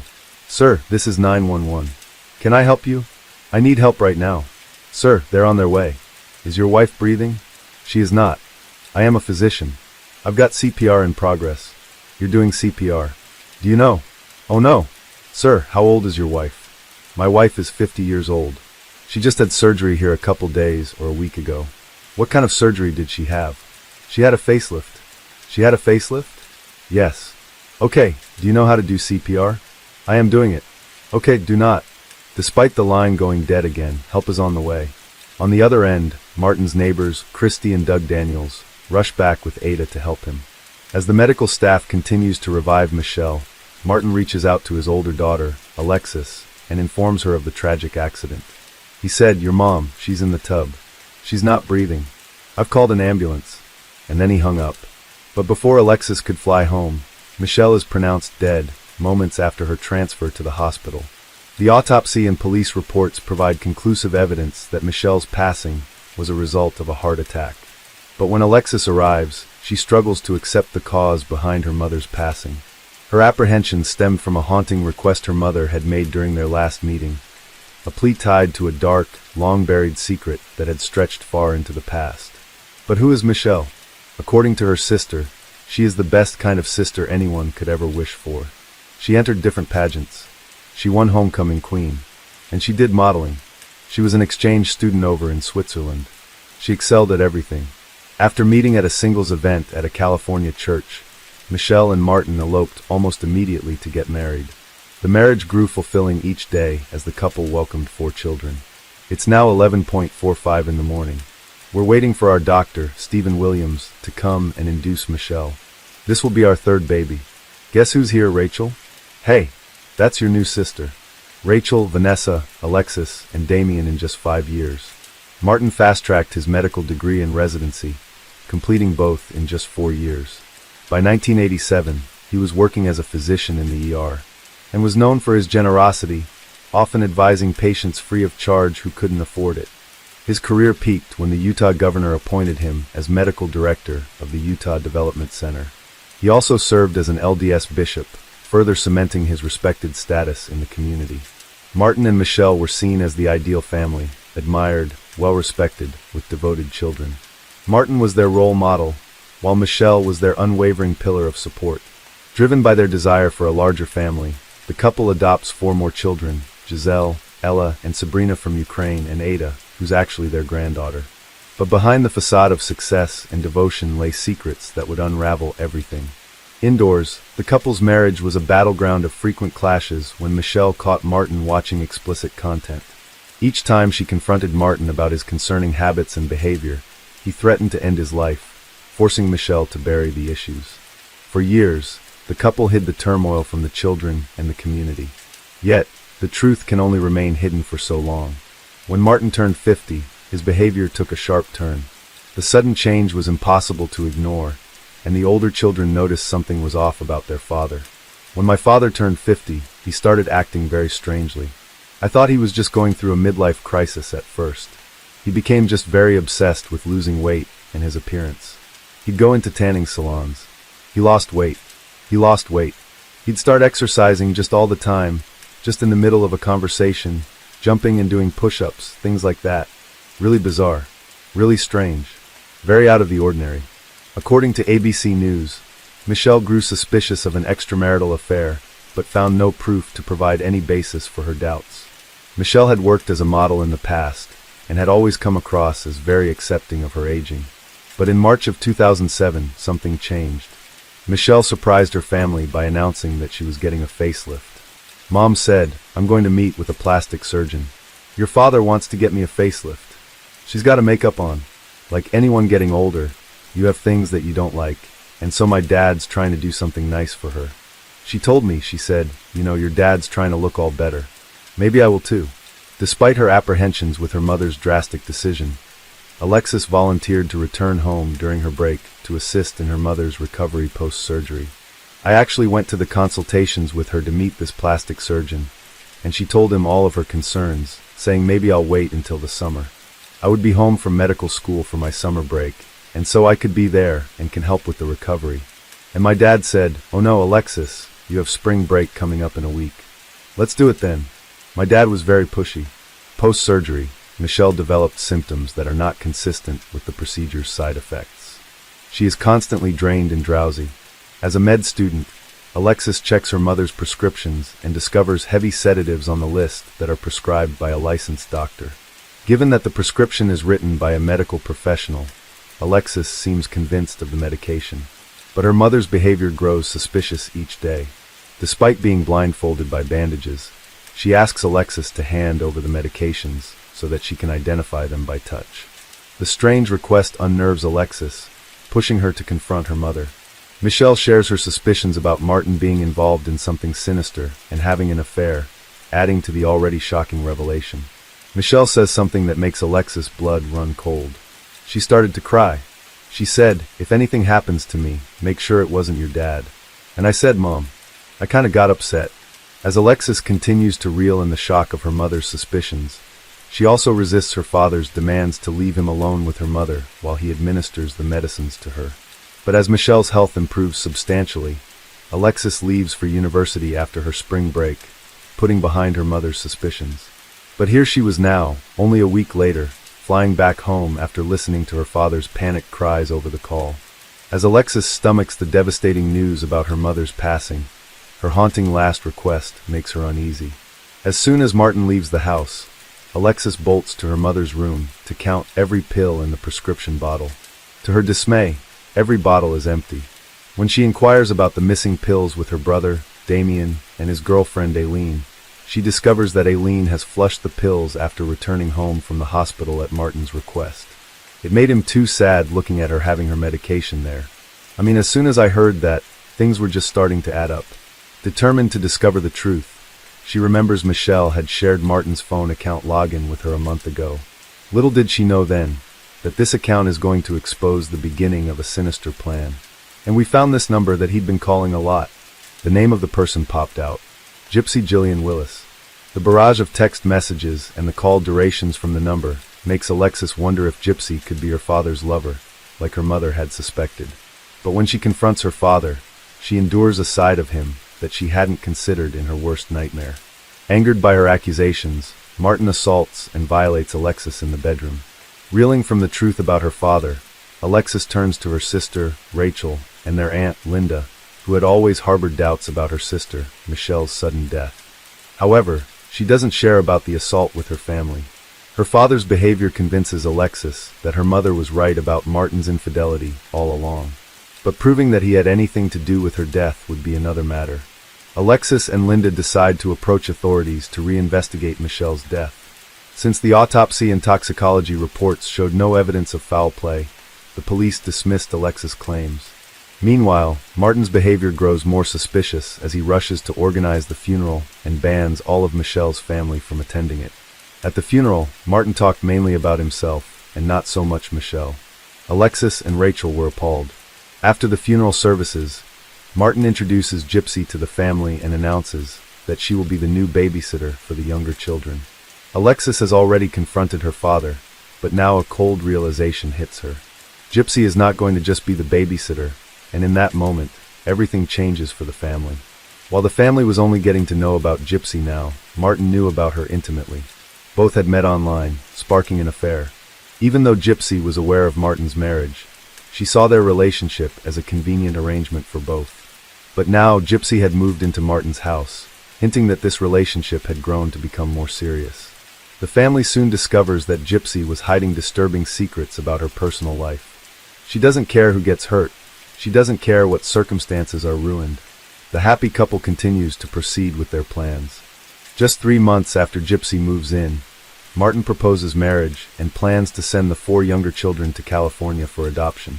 Devastated by her father's decision, Alexis meticulously starts documenting his alarming behavior since her mother's death and files a detailed report with the police. In it, she recounts her mother's post-surgery fears, accusing Martin of tampering with her medication, and shares his sinister plans of giving her siblings away for adoption. This time, Alexis' claims gain traction when she alleges her father assaulted her during a confrontation about her relationship with Gypsy. The Utah County authorities hand the case over to a specialized investigative team. As investigators finally turn their attention to Michelle's case, they don't know yet that Martin and Gypsy are quietly weaving a scheme that is far more twisted. During the summer break, Martin sends one of his adopted daughters, Giselle, to Ukraine under the guise of reconnecting with her biological family. While he frames it as a short trip to explore her roots, 11 months pass and he makes no effort to bring her back home. When Alexis and Linda grow suspicious of Giselle's prolonged absence, Linda sends her daughter, Jill, to Ukraine. Jill discovers Giselle living in a squalor, still clinging to the hope that Martin will rescue her. When Jill finally brings Giselle back to the United States, authorities stop them at the airport and make a shocking accusation. They inform Jill that a Giselle McNeil with the same security number already exists. Martin had taken his own daughter, Giselle's social security number, and used it to create a new identity for Gypsy. He gave his girlfriend Giselle's name as well.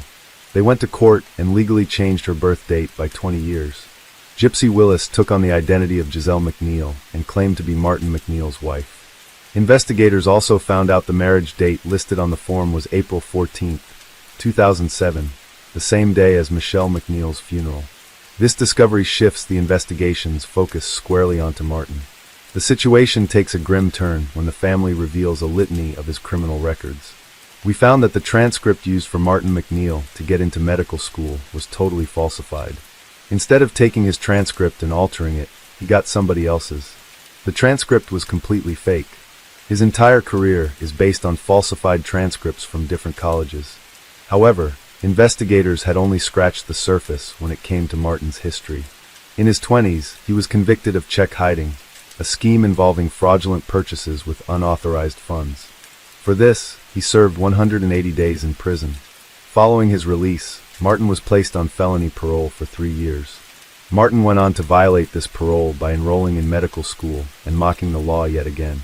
Further investigation also revealed that Martin had a short stint in the Army, where his erratic behavior led to a mental health diagnosis and early discharge. He went on to exploit this diagnosis, collecting government benefits for 30 years, all while pretending to be both a doctor and a lawyer with legitimate credentials.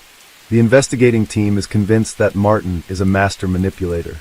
This flood of shocking details leaves Alexis and her siblings stunned, each revelation justifying their mother's suspicions. Martin and Gypsy are handed 4-year prison sentences for forgery and fraud in the case of Giselle's identity theft. Once Martin McNeil was sentenced, Damien, the only boy in the family, did not want anything to have to do with his sisters, and he took his own life in January 2010.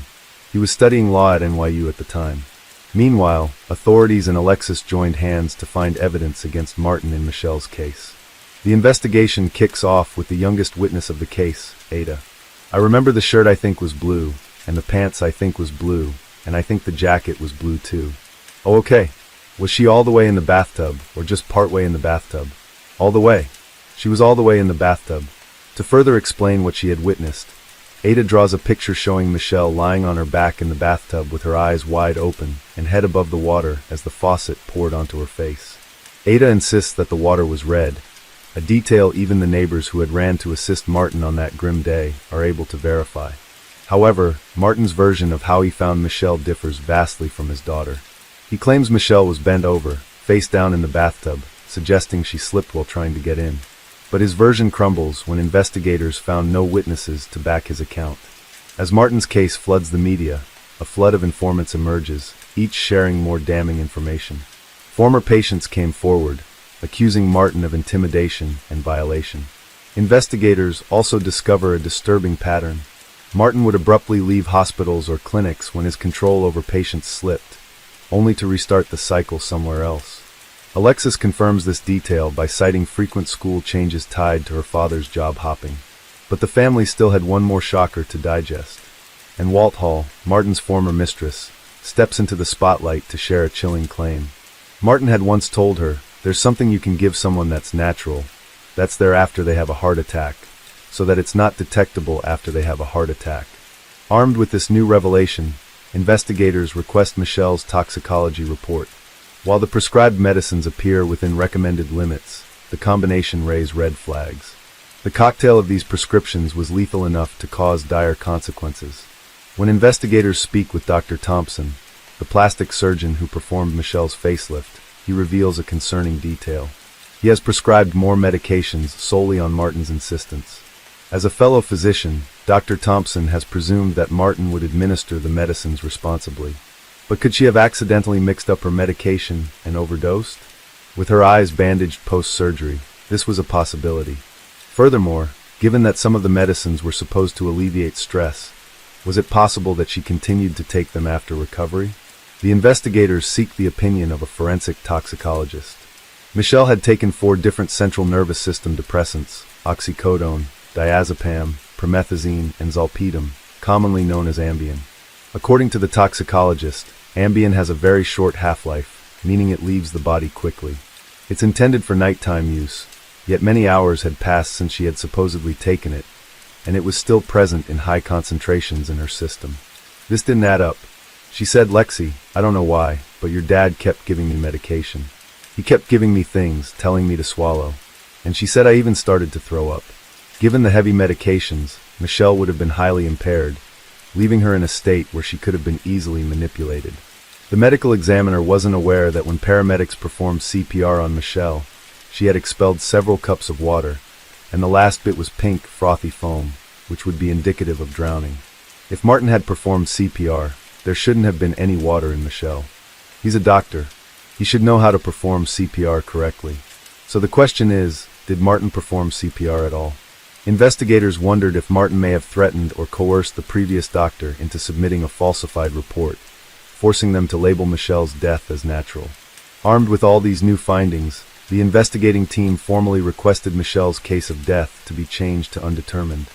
Following this, the investigating team swiftly initiates interviews with inmates who were housed with Martin while he served time for Giselle's case.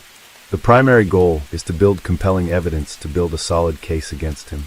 One inmate reveals that Martin told him that his marriage had been dying and talked to him about the facelift surgery and that the cops had nothing to prove. The inmate claimed that Martin also said the calls Martin made upon finding Michelle in the bathtub were scrutinized, and his behavior was also quite telling. His tone was laced with fake anger, while his responses sounded fake and evasive. He repeatedly hung up, raising suspicion that he was intentionally delaying help that could have saved Michelle's life. Amongst the swirl of theories and possibilities, one burning question remained unanswered. Soon, the investigators stumble upon the answer within the letters exchanged between Martin and Gypsy during their respective prison time. They discover that Martin was obsessively and desperately in love with Gypsy. It became evident that the only way he sought to be with her was to eliminate his wife and children from the equation. Martin McNeil was released from jail on July 6, 2012, after serving time for fraud and forgery charges in Giselle's case. However, his freedom was short-lived. With the mounting evidence against him in Michelle's case, investigators secure an arrest warrant against him for Michelle's murder. Just 7 weeks after his release, Martin was back in custody. The trial against Martin McNeil began on October 17, 2013. It marked a first time for the court where prosecutors used a bathtub as a courtroom prop to corroborate witness testimonies, a first in trial history. After 11 hours of deliberation, the jury delivered a guilty verdict on September 9, 2014, convincing Martin of Michelle's murder. He was sentenced to 15 years to life in prison. In a separate trial, he was also charged with assaulting Alexis. In the face of where his crooked ways had brought him, Martin McNeil perhaps realized that this was one fraud he couldn't get out of and decided to end his life on April 9, 2017. Alexis successfully completed medical school and achieved her dream of becoming a doctor. In addition, she adopted 3 of her sisters and had 3 children of her own with her husband. She now uses Michelle's maiden name and is known as Dr. Summers. Case 7. In the history of the Joseon dynasty, a prominent figure named Hong Gildong stands out. He was a renowned thief during the reign of the infamous tyrant Yun Sanggun. Later, literary works portray him as a legendary character with exceptional martial arts skills and extraordinary intelligence. Brave and clever, he always aided the weak and fought for justice, becoming a revered folk hero. In modern-day South Korea, a similar figure emerged. This individual successfully escaped from prison multiple times and evaded police pursuit. He stole from the rich to help the poor, supported marginalized communities, and earned the nickname the saintly thief of his era. That person is Shin Chong-won. You're watching True Crime in the World, where we explore the most puzzling cases and most gripping stories. As usual, before we begin unraveling today's mystery, Please leave us a like and subscribe to support the channel. Thank you so much. In the history of the Joseon dynasty, a prominent figure named Hong Gildong stands out. He was a renowned thief during the reign of the infamous tyrant Yun Sanggun.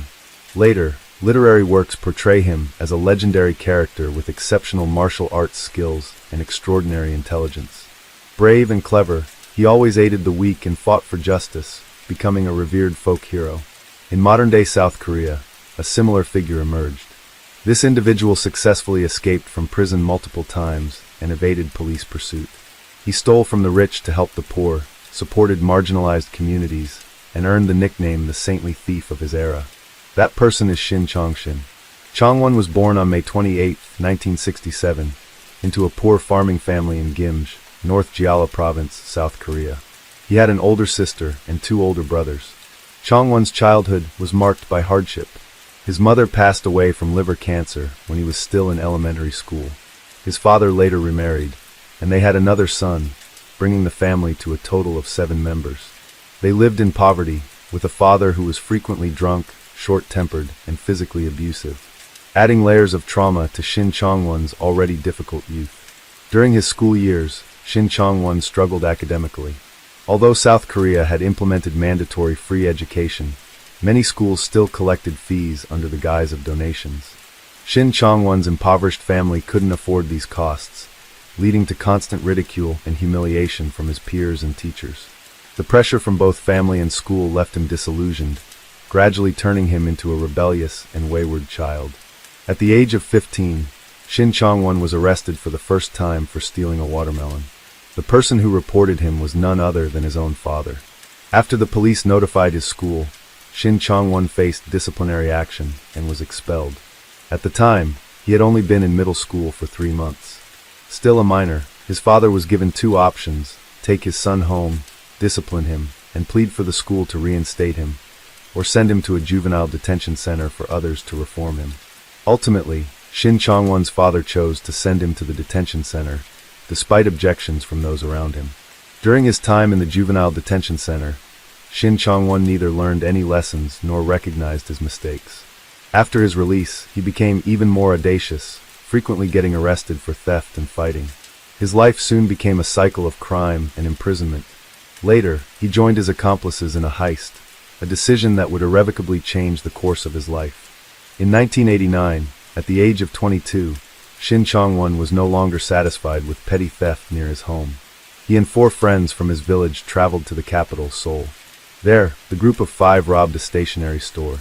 In the chaos, one of his accomplices attacked the store owner. A few days after the crime, 4 members of the group were arrested, while Shin Chong-won became a wanted fugitive. Even while on the run, he sustained serious injuries. After 6 months of hiding, he was finally captured. During the trial, though he was not deemed the mastermind, the robbery resulted in a fatality, and he was considered an accomplice. Ultimately, he was sentenced to life imprisonment and incarcerated at a prison in Seoul. After serving 5 years, Shin Chong-won was transferred to Busan Prison, a facility in Busan's Gangseo district, specifically for dangerous criminals, to continue his sentence. The prison, with a depth of 160 meters, was heavily fortified with 4.5-meter high concrete walls and a stringent security system, including 24/7 police surveillance. No one had ever successfully escaped from it before. Upon arrival, Shin Chong-won was placed in solitary confinement in cell number 26. The cell was sparsely furnished, with a bed near the door and a toilet inside. The rest of his life was confined within these 4 walls. Some time later, Shin Chong-won discovered that the guards at the prison frequently used violence to discipline inmates. Under the brutal abuse of the guards, he began to harbor thoughts of escape. His years in prison had taught Shin Chong-won the art of observation. He seized every opportunity to study his surroundings and the guards' routines. Each night, lying on his bed, he mentally cataloged the resources available in the prison, searching for weaknesses. After a period of careful observation, he noticed a ventilation duct above the toilet in his cell, sealed with iron bars. If he could squeeze into the duct and navigate the pipes, it might lead him outside. From that moment, a plan to escape began to take shape in Shin Chong-won's mind. To avoid close monitoring, he made a concerted effort to behave well in prison, earning a reputation as a model inmate. During their sentences, All prisoners were required to perform community labor, with each assigned to different roles. Shin Chong-won was tasked with carpentry work, the first trade he learned in prison. Through his diligence and hard work, he gradually gained the trust of the prison authorities. Taking advantage of a moment when no one was paying attention, Shin Chong-won secretly took a small saw and hid it in the sole of his rubber shoe. In this way, he smuggled it back to his cell undetected. The ventilation duct in his cell was small, only 32 centimeters wide and 28 centimeters high, secured by 2 vertical iron bars, each 1.5 centimeters in diameter. Using a small saw to cut through the bars was a daunting task, not to mention the noise of sawing metal could easily give him away. But Shin Chong-won had already devised a solution. Every evening from 6 p.m. to 8 p.m., the prison broadcasted announcements and allowed the inmates a rare period of leisure time. Shin Chong-won used this window to mask the sound of his sawing. He worked methodically, sawing for just 20 minutes each day, never rushing. After each session, he carefully applied chewing gum to the grooves in the bars to conceal his progress. His caution was so meticulous that months passed without anyone noticing anything unusual. Even so, Shin Chong-won faced other challenges. Standing at 174 centimeters tall and weighing 80 kilograms, the ventilation duct was still too narrow for him to fit through, even without the bars. Undeterred, he persisted in sawing the bars daily while starting a strict diet to lose weight. Within 2 months, his weight dropped from 80 kilograms to 65 kilograms. After 4 months of persistence, his efforts at the ventilation duct paid off. Shin Chong-won had successfully cut through the 2 iron bars and slimmed down enough to fit. When he tested the duct, he was just able to squeeze through. Everything was now in place. All that remained was the right moment to act. However, the prison was under tight surveillance, with guards stationed in watchtowers at all angles. Evading their scrutiny was no easy feat, but perhaps fate was on his side. At that time, Busan Prison was preparing to build a chapel. The construction site became a blind spot for the guards, presenting a golden opportunity for Shin Chong-won's escape plan. After 8 years of imprisonment, the day he had been waiting for finally arrived. On January 20th, 1997, Shin Chong-won, then 29 years old, had meticulously prepared for his escape. As night fell, the prison's lights went out one by one, and the inmates gradually drifted into sleep. In his solitary cell, Shin Chong-won knew the moment had come. He quickly stood up, bent his knees, and covered himself with a blanket to create the illusion that he was asleep on the bed. Then, he moved to the ventilation duct, removed the iron bars he had previously sawed, and took them along as tools. He swiftly squeezed himself into the ventilation duct. In the stillness of the late night, Shin Chong-won was tense. He could hear his own heartbeat and ragged breathing. Crawling through the duct in complete darkness, he tried to make no sound to avoid detection. One wrong move, and all his prior efforts would be in vain. After some time, he successfully reached the outer wall of the building. The vent on the wall was about 3.4 meters above the ground, but Shin Chong-won no longer cared about the height. Gritting his teeth, he jumped down. After scanning the area to ensure no one was around, he dashed to the temporary construction site's outer wall. Using the saw and the 2 iron bars as tools, he frantically dug a hole through to the construction site. In the dead of night, the site was unmanned, allowing Shin Chong-won to carry out the rest of his escape plan unhindered. Having escaped his cell, Shin Chong-won climbed onto scaffolding and used a parachute cord from the construction site to scale the 4.5-meter-high prison wall, successfully breaking out. The entire process unfolded with intense drama over the course of 90 minutes. After escaping, Shin Chong-won felt a brief sense of relief and began the next phase of his plan. Despite years in prison, theft remained second nature to him. Within just 500 meters, he stole some clothes, a small amount of money, and a bicycle. He rode the bicycle to central Busan, then made his way from there to the capital, Seoul. Fortunately, throughout the night, no one in the prison noticed his absence, giving Shin Chong-won precious time to flee. It wasn't until the next morning during the prisoner roll call that the guards discovered Shin Chong-won was missing from cell number 26. News of the breakout at Busan prison quickly spread through the media, capturing widespread attention in South Korea. Many citizens grew anxious for their safety and criticized the prison for its lax oversight. In truth, the prison had been negligent, but they never imagined Shin Chong-won would escape in such a manner. Upon arriving in Seoul, Shin Chong-won initially hoped to use the carpentry skills he had learned in prison to find legitimate work. However, wanted posters with his face were plastered everywhere, offering a reward of $5.5 million, equivalent to over $3,600 at current exchange rates. This made it impossible for him to show his face, forcing him to continue surviving through theft. After some time, he decided to leave Seoul and flee to Cheonan in South Chungcheong province. One day, Shin Chong-won stopped by a local cafe in Cheonan that offered companionship services where staff would chat and play games with customers. There, he met Jimin, a cafe employee. That day, Jimin approached him and asked if he'd like to have coffee with her. Looking at the girl in front of him, Shin Chong-won asked if she was feeling okay, surprising Jimin. No customer had ever shown concern for her well-being before. She admitted she had a cold. The two began chatting casually. After asking about her health, Shin Chong-won even went to a pharmacy to buy cold medicine for her. Touched by his kindness, Jimin felt a connection, and their relationship quickly grew close. After a few dates, the two fell in love. However, Jimin had no idea that her boyfriend was a nationally wanted criminal. Eventually, Shin Chong-won confessed his true identity, sharing the painful experiences of his life on the run, constantly moving, with no stable place to call home, drifting from one place to another. Surprisingly, Jimin was deeply empathetic towards Shin Chong-won and unbothered by his criminal status. She invited him to move into her home, and they began living together. Shin Chong-won even built a good rapport with the neighbors, often going fishing and hosting rooftop barbecues. It seemed as though he might have turned over a new leaf, but he continued to roam and make money through theft. 9 months after his escape, on a sunny day, Shin Chong-won visited a car wash he frequented. To conceal his tattoos, despite the hot weather, he wore a long-sleeved shirt and a vest. After the car wash, he was unusually generous, paying for the service and tipping each worker extra. This caught the attention of the car wash owner, who grew suspicious of Shin Chong-won's identity, and called a friend who was a police officer. Upon receiving the tip, the officer saw this as an opportunity to make a name for himself, and quickly headed to the area Shin Chong-won was known to frequent. Following leads, the police found a photo studio Shin Chong-won had visited a few days earlier and obtained a picture of him.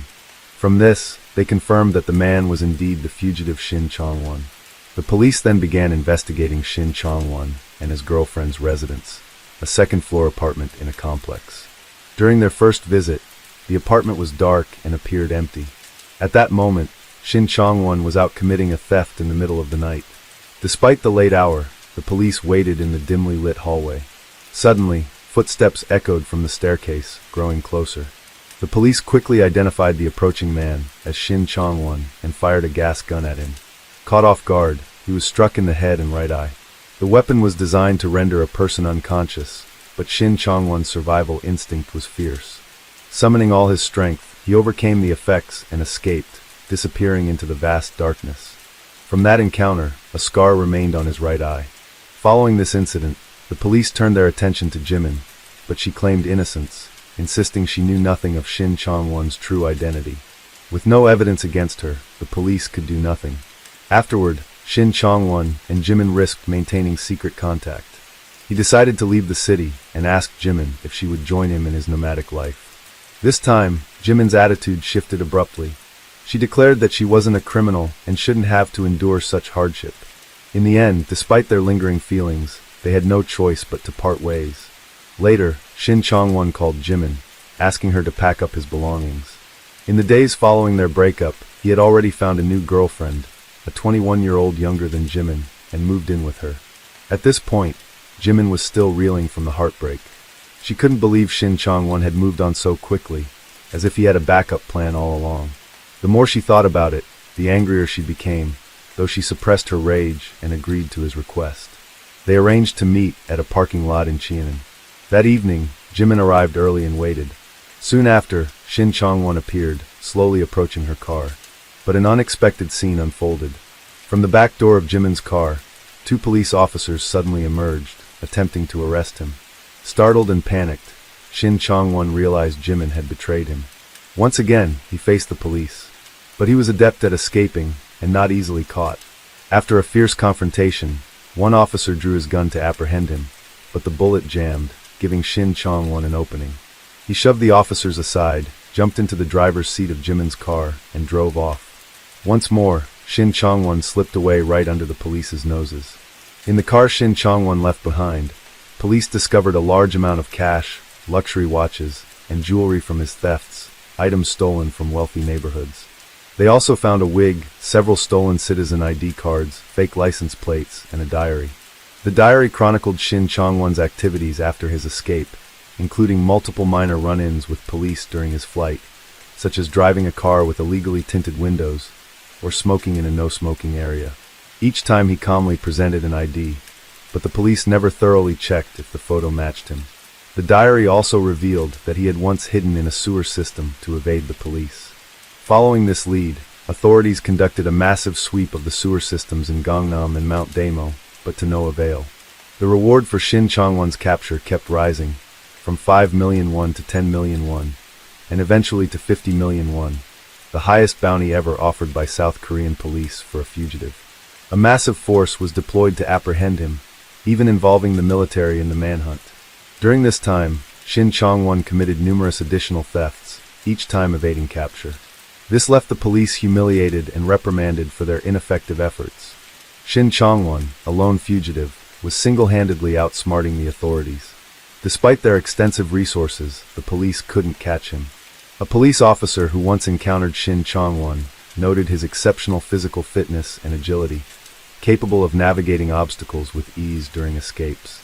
His skills rivaled those of professionally trained officers, and with each encounter, his experience grew.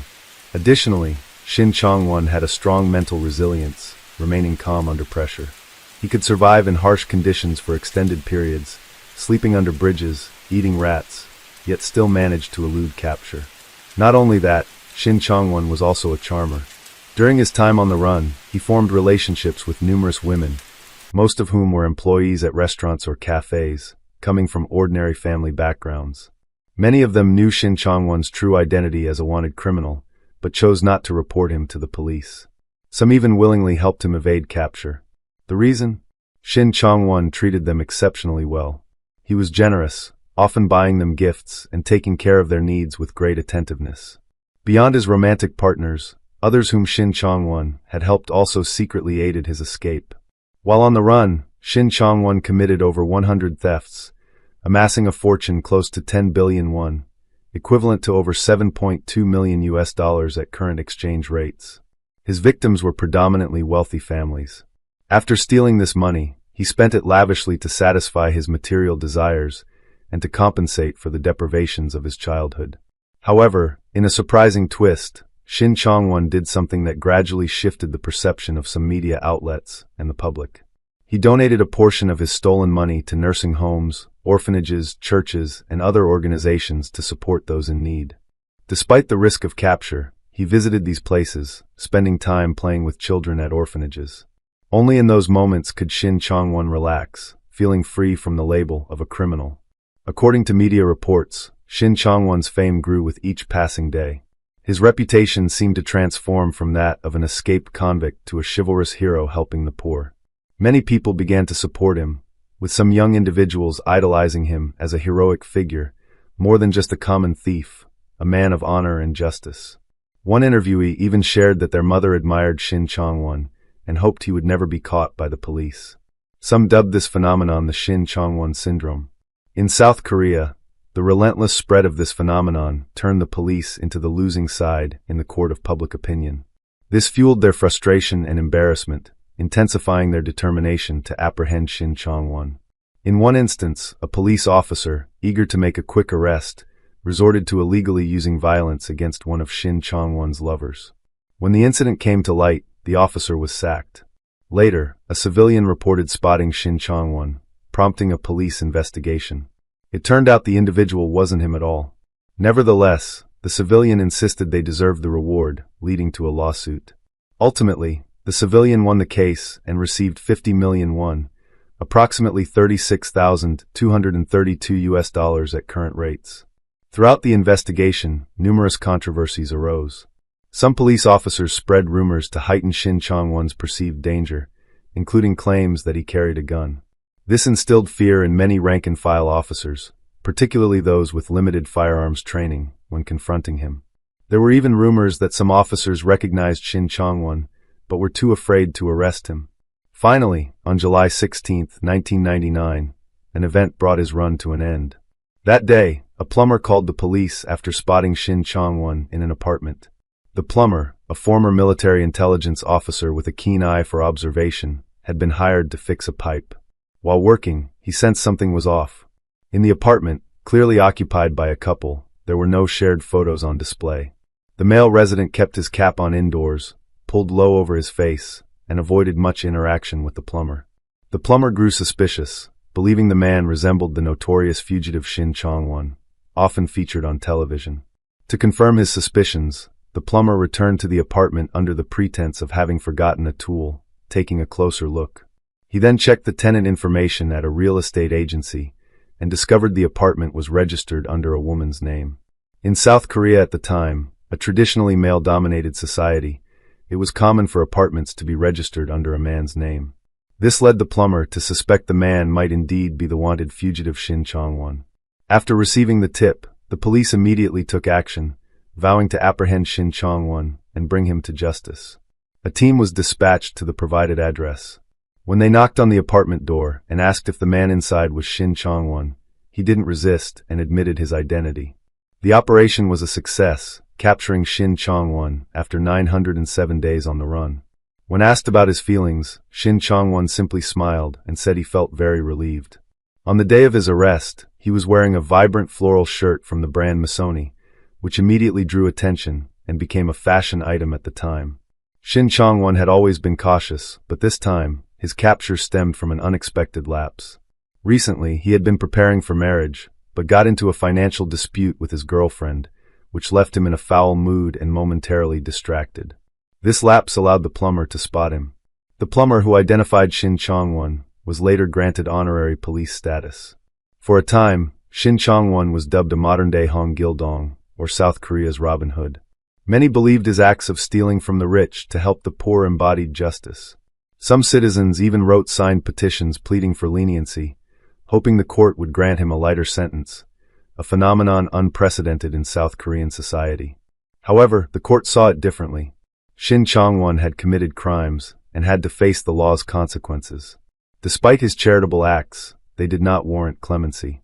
The court upheld his original life sentence and added an additional 22 years and 6 months in prison. Many South Koreans felt the sentence was excessively harsh and unfair, viewing it as a means of venting frustration and exacting revenge rather than upholding justice. They argued the punishment lacked compassion and was merely a response to the embarrassment Shin Chong-won had caused the police. Conversely, others believed he deserved the sentence, arguing that his actions broke the law and had negative societal impacts. In a report, Shin Chong-won exposed various misconducts by South Korean police, including bribery and allegations that an officer had assaulted one of his girlfriends. According to media reports, around 50 officers were disciplined for inefficiency, while approximately 20 others faced trials for suspected corruption and misconduct. At this point, it's impossible to overlook Shin Chong-won's efforts to better himself. Having only completed elementary school, he pursued education during his first imprisonment, passing exams to earn a high school diploma. After his second arrest and imprisonment, he became a model prisoner, demonstrating positive changes in his behavior and mindset. 5 years later, in 2004, Shin Chong-won completed high school and went on to study law and psychology. He hoped that by studying law he could protect his legal rights, and through psychology, he could help others struggling with mental health issues. In 2009, a decade after his second imprisonment, Shin Chong-won sued the prison. Because the facility prohibited him from sending letters, he researched relevant laws and took the prison to court, demanding $3 million, approximately $2,174 at current rates, in compensation. A year later, a journalist requested to interview him, but due to his special status, the request was denied. Shin Chong-won filed another lawsuit, ultimately winning $1 million, about $725 in compensation. While in prison, Shin Chong-won wrote an autobiography. Upon its release, the book once again captured public attention. It offered a glimpse into his complex inner world. His writing style was compelling, with heartfelt prose. In one passage, he wrote, "To capture me, they even deployed the military and spent a fortune." Someone like me might not have ended up this way.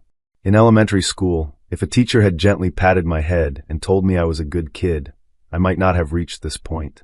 In 5th grade, my teacher shouted at me, "This kid didn't bring money to school. Get out." That was when the seed of evil was planted in my mind. At the end of his autobiography, Shin Chong-won called for more compassion toward troubled youth, so they wouldn't follow the same path and become criminals like him. His story truly captured widespread attention, prompting reflection on the deeper issues behind a troubled young man's journey. In August 2011, 12 years after his second imprisonment, Shin Chong-won attempted to take his own life. He was saved at the brink of death but suffered brain damage. Many speculated that the reason for his attempt was the death of his father in July of that year. Though his father was not a good man, he was still his father. On a May evening in 2023, around 8 p.m., Shin Chong-won, then 56, made a second attempt to end his life. During a routine check, prison staff found him unconscious after hanging himself in his cell. He was rushed to the hospital for emergency treatment. 2 days later, South Korea's Ministry of Health reported that Shin Chong-won's condition had stabilized and he no longer needed a ventilator. Shin Chong-won's life story has been adapted into comics and films, yet public opinion about him remains divisive. Some sympathize with his tragic childhood, viewing him as a modern-day's saintly thief. Others completely reject this perspective, particularly a police spokesperson who publicly stated that most South Korean media do not see Shin Chong-won as a noble thief, but as a true criminal. Shin Chong-won committed numerous thefts and other crimes while on the run, sparking debates and drawing significant attention. His life has touched the hearts of many ordinary people, from his difficult childhood to the grueling experiences of his prison escapes. This has prompted reflection and discussion on issues like family dynamics for troubled youth, education, prison management, police efficiency, and most critically, why a criminal garnered so many pleas for leniency. In his autobiography, Shin Chong-won expressed deep remorse, emphasizing that the law is a moral boundary, and anyone who crosses it must pay a price. Today he remains in prison, unable to see the blue sky outside, confined to facing the cold walls of his cell each day. Yet, Shin Chong-won has something most ordinary people do not, a legendary life.